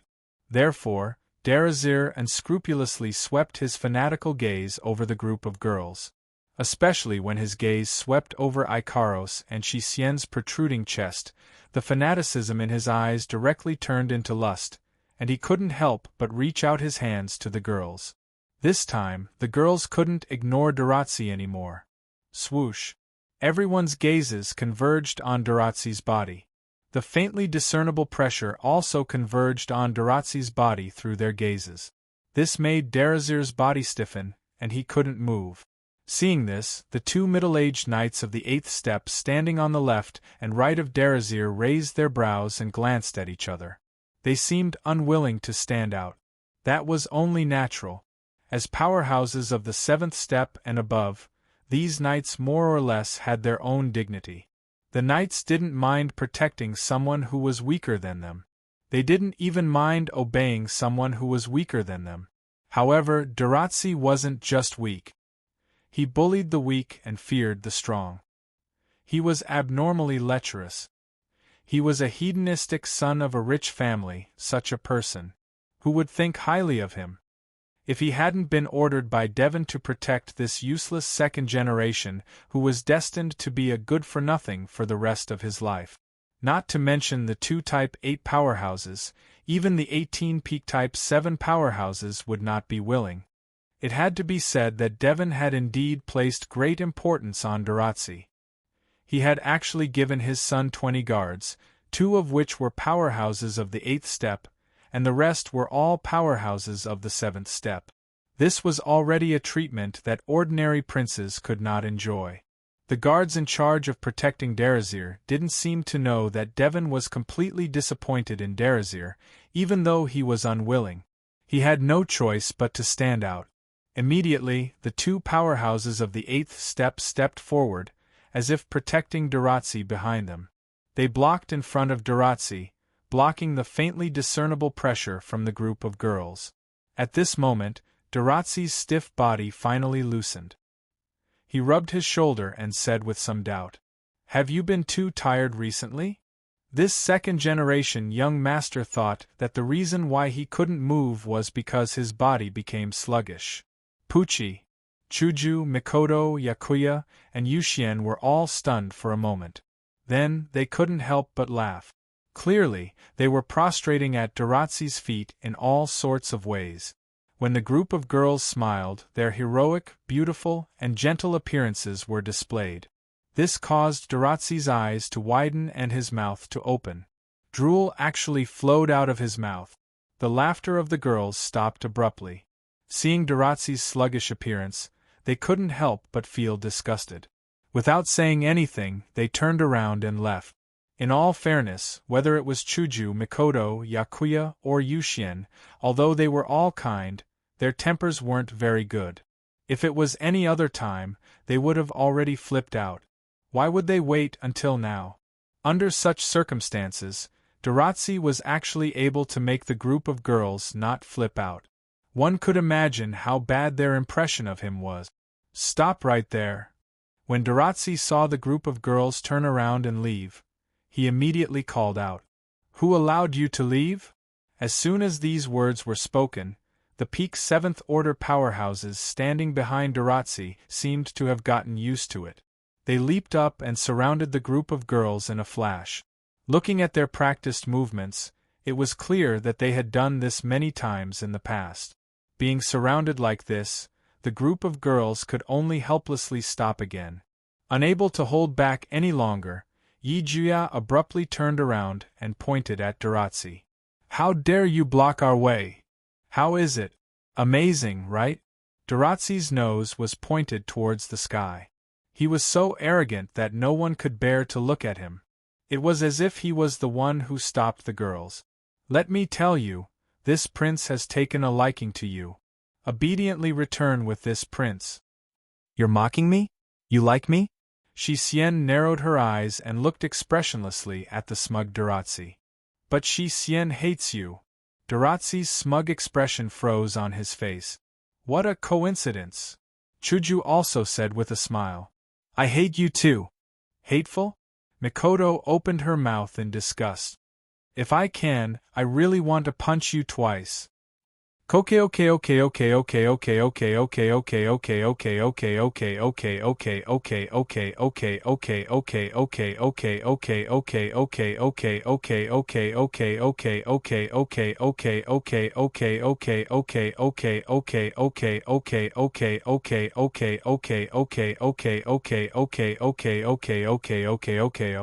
Yiju sure crossed his arms and smiled evilly.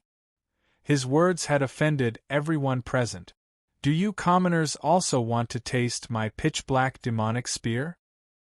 Hearing that, the group of peak Type 7 powerhouses who had been expressionless and numb to do things for Daratzi were enraged. The 2 Type 8 powerhouses also frowned, while Daratzi was trembling in anger as he cried out, You dare to call me a commoner?" Jejuya laughed maniacally. Just as he was about to continue attacking Daratzi with his Chunibu speech, he was stopped by Shoujo. "That's enough. Don't waste your time on people like him." Shoujo shook her head. "We still have things we need to prepare," Mikoto, Yiju and Shi-Hsien glanced at the furious Daratzi. Recalling his pale face and the way he was drooling just now, they also felt that it was a waste of time to stay with such a person. They nodded. "This prince is pissed to death. This prince is pissed to death." Because of Devon's endless pampering, he didn't discipline or guide him strictly. With his status as a branch prince, everyone outside has to give in to him, fear him, and even listen to his orders. When has Daratzi ever been treated like this? Because of this, after being yelled at by Devon for the first time, Daratzi started to have rebellious thoughts. Now that the group of girls are ignoring Daratzi, Daratzi's eyes were filled with hatred as he shouted, "Capture all of them! I will enjoy them immediately." Enjoy? What does that mean? It's self-explanatory. This time, other than Ikaros who didn't react at all, Shoujo, Mikoto, Yiju and Shi-Hsien were also angered. But before they could do anything, one of the 2 Tier 8 fighters spoke up.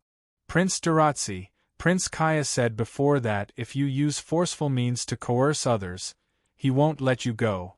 Did you forget? Daratsi shrunk his head back, fear flashed in his eyes. Kaya doesn't like Daratsi. He once said openly that if Daratsi dares to use forceful means to coerce others, he'll show him who's boss. If it wasn't for Kaya's words, who knows how many girls would have suffered at Daratsi's hands already. Daratsi also seemed to be afraid of Kaya, but when he saw the country-toppling beauty of these girls and recalled his father's yelling at him, Daratsi hardened his heart and shouted, "Who cares? At most, I'll just kill them after I'm done with them. I'll just silence them." The girls' gazes finally turned cold. Chapter 1962. Originally, Shoujo, Mikoto, Ikaros, Yugiya, and the other girls didn't have a good impression of Darazir, but they didn't think of doing anything to him. This wasn't strange. Among the 5 young ladies, every single one of them was kind-hearted. Even Yi Jia and Shi Xian, who were elves and wouldn't be affected by the deaths of strangers, wouldn't want to kill them just because they were disgusted by them a few times. Because of this, Darazir was able to survive until now.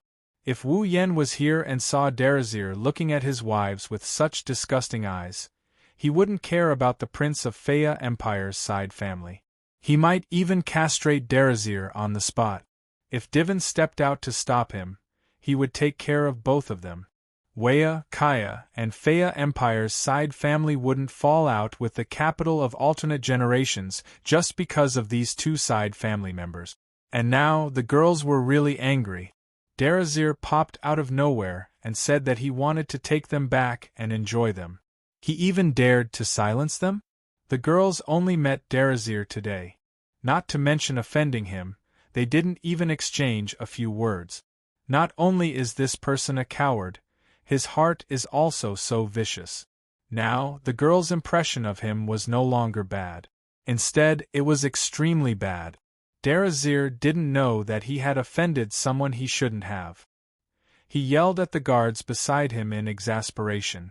"What are you waiting for?" Hearing this, the 2 Tier 8 fighters and the group of Tier 7 knights looked at each other. Even though their eyes were filled with annoyance, they still obediently did as they were told. "Little girl, don't blame us," one of the Tier 8 fighters even said indifferently. "If you want to blame someone, you can only blame your bad luck." With that person waved his hand. A group of knights at the peak of the 7th step gathered together without taking any weapons. They didn't use any do-chi and just grabbed them with their bare hands. Needless to say, when these people saw that the group of girls were so young, they all thought that they were pushovers. "That's true." Mikoto lowered her head. His short brown bangs flashed with electric arc. "If you want to blame someone, you can only blame your bad luck." As soon as she finished speaking, Mikoto abruptly raised her slightly angry face. Her body suddenly flashed violently with blue and white lightning. Beep, beep, beep. Amidst the loud sound of electricity, arcs of electric arcs the size of an arm suddenly flashed, as if a tornado was expanding in all directions. As the strong blue and white light flickered, it brushed against the ground and swept to the surroundings. It struck a group of peak Type 7 powerhouses who could not react in time. Beep, beep, beep. Aw! Another electric sound was heard, but this time, it came from the knights at the peak of the 7th step, who were covered in violent electric arcs. Blue and white lightning leaped around the peak of the 7th step knights, mercilessly attacking their bodies, causing them to scream in agony. The 2 powerhouses at the 8th step had a drastic change in expression, but before they could say anything, the indiscriminate electric arcs that swept through the surroundings also shot towards their direction, causing their pupils to shrink. They hurriedly raised their swords and hurriedly circulated their do-chi. Bang! Along with a neat overlapping sound, a muffled sound was heard. Thick electric arcs violently struck the swords of the 2 powerhouses at the 8th step. Humph! The 2 powerhouses only felt an unparalleled force from the swords in their hands, causing them to groan and stagger back a few steps. It wasn't until they retreated in front of Darcy that they stabilized themselves. Their eyes were filled with horror as they looked at Mikoto. Bam, bam, bam, bam. The group of Peak-type 7 powerhouses fell to the ground one by one, emitting smoke all over their body. Their eyes rolled back, and with scorch marks they fell to the ground, unable to get up again. From the beginning to the end, Darcy didn't react to what happened. His face was full of confusion, and he even cried out, Why are you all down? Hurry up and get up to capture them." Hearing this, the 2 powerhouses at the 8th step really wanted to send Darcy flying with a kick. "Don't you understand?" They kicked an iron plate. The 2 powerhouses could only stare at Mikoto, who was stroking her bangs, her body flashing with blue and white electric arcs. "Who the hell are you?" "It doesn't matter who I am," Mikoto snorted coldly. She stretched out her hand and lightly tossed 2 shiny silver coins. It was clearly a simple action, but it caused the 2 powerhouses to have goosebumps all over their body. "Didn't you want to attack us? Then come face to face." Such a bold statement caused the 2 powerhouses of the 8th step to feel their chests tighten. Anger appeared on their faces as they felt like they were being looked down upon. They even forgot about the feeling of goosebumps. Instead, they raised their swords and charged towards Mikoto with a loud roar. As the saying goes, one is marked by the company one keep. Although these 2 powerhouses and the 18 Peak-type 7 powerhouses looked down on Darcy, they still followed his orders. Their actions of helping a villain cause trouble had already made them into jackals of the same lair as Darcy. Who knew if they had really been infected by Daratzi's disease of having no limit to intelligence? Even after knowing that they had kicked an iron plate, they still foolishly rushed forward. It had to be said that these 2 powerhouses of the 8th step were truly unbearable. No wonder they would walk together with Daratzi. In response, Mikoto wanted to make a move and ruthlessly deal a killing blow to the 2 powerhouses, but someone else beat her to it. Chi! Amidst the sonic boom, 2 figures that were almost identical turned into afterimages, their bodies shrouded in gusts of wind. In a flash, they appeared in front of the 2 Type 8 powerhouses and kicked out at their chests. Purring! Before they could even let out a scream, the 2 powerhouses of the 8th stage, who were helping the tyrant, were sent flying by this kick. They were less than a meter away from Daratzi as they flew out fiercely. Finally, they smashed into the wall at the end of the corridor. Their heads tilted as they fainted. Clap, clap, clap. Yijia clapped his hands lightly as if he was dusting off the dust on his hands. He curled his lips. "So weak, I feel the same." Shi-Xian patted her skirt. Although she still had a half-asleep and lazy appearance, and even her tone was soft and powerless, the disdain and arrogance in her words were almost exactly the same as Yijia's. "Dealt with in one move, you all." Daratzi's mouth trembled as he looked at the guards who had fallen to the ground. Then, he looked at the group of young girls who were looking at him with a smile that was not a smile. His face paled as he cried out in panic. "Get up! Get up! Protect me!" Seeing this scene, the gazes of the group of young ladies towards Daratzi changed from faint smiles to pity. He was destined to be a clown who would never amount to anything in his life. At that moment, Mikoto waved her fingers and walked past the guards, as well as Yagiya and Shi-Xian, towards Daratzi. What are you trying to do?" Darcy's face was filled with fear as he looked at the approaching Mikoto. His legs trembled as he retreated step by step. He even tried to put up a brave front as he screamed.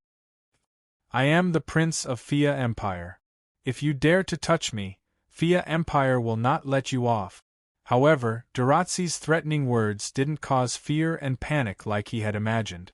Instead, it caused Mikoto's expression to become dissatisfied. A trace of disdain slowly surfaced in her brown eyes. You. Daratzi's heart grew more and more panicked. He stumbled and sat on the ground. As he moved back, he kept shaking his head. Slowly, his eyes became moist. Even his pants were wet. "Help! Help!" So noisy. Seeing Daratzi's unbearable performance, Mikoto's disgust for a person reached its peak for the first time. With a shout, an electric current shot out from her body and heavily hit Doratzi's body. Beep beep. Ah! In the next moment, the screams of a pig being slaughtered echoed throughout the palace. Finally, it startled everyone and caused a complete commotion in the palace.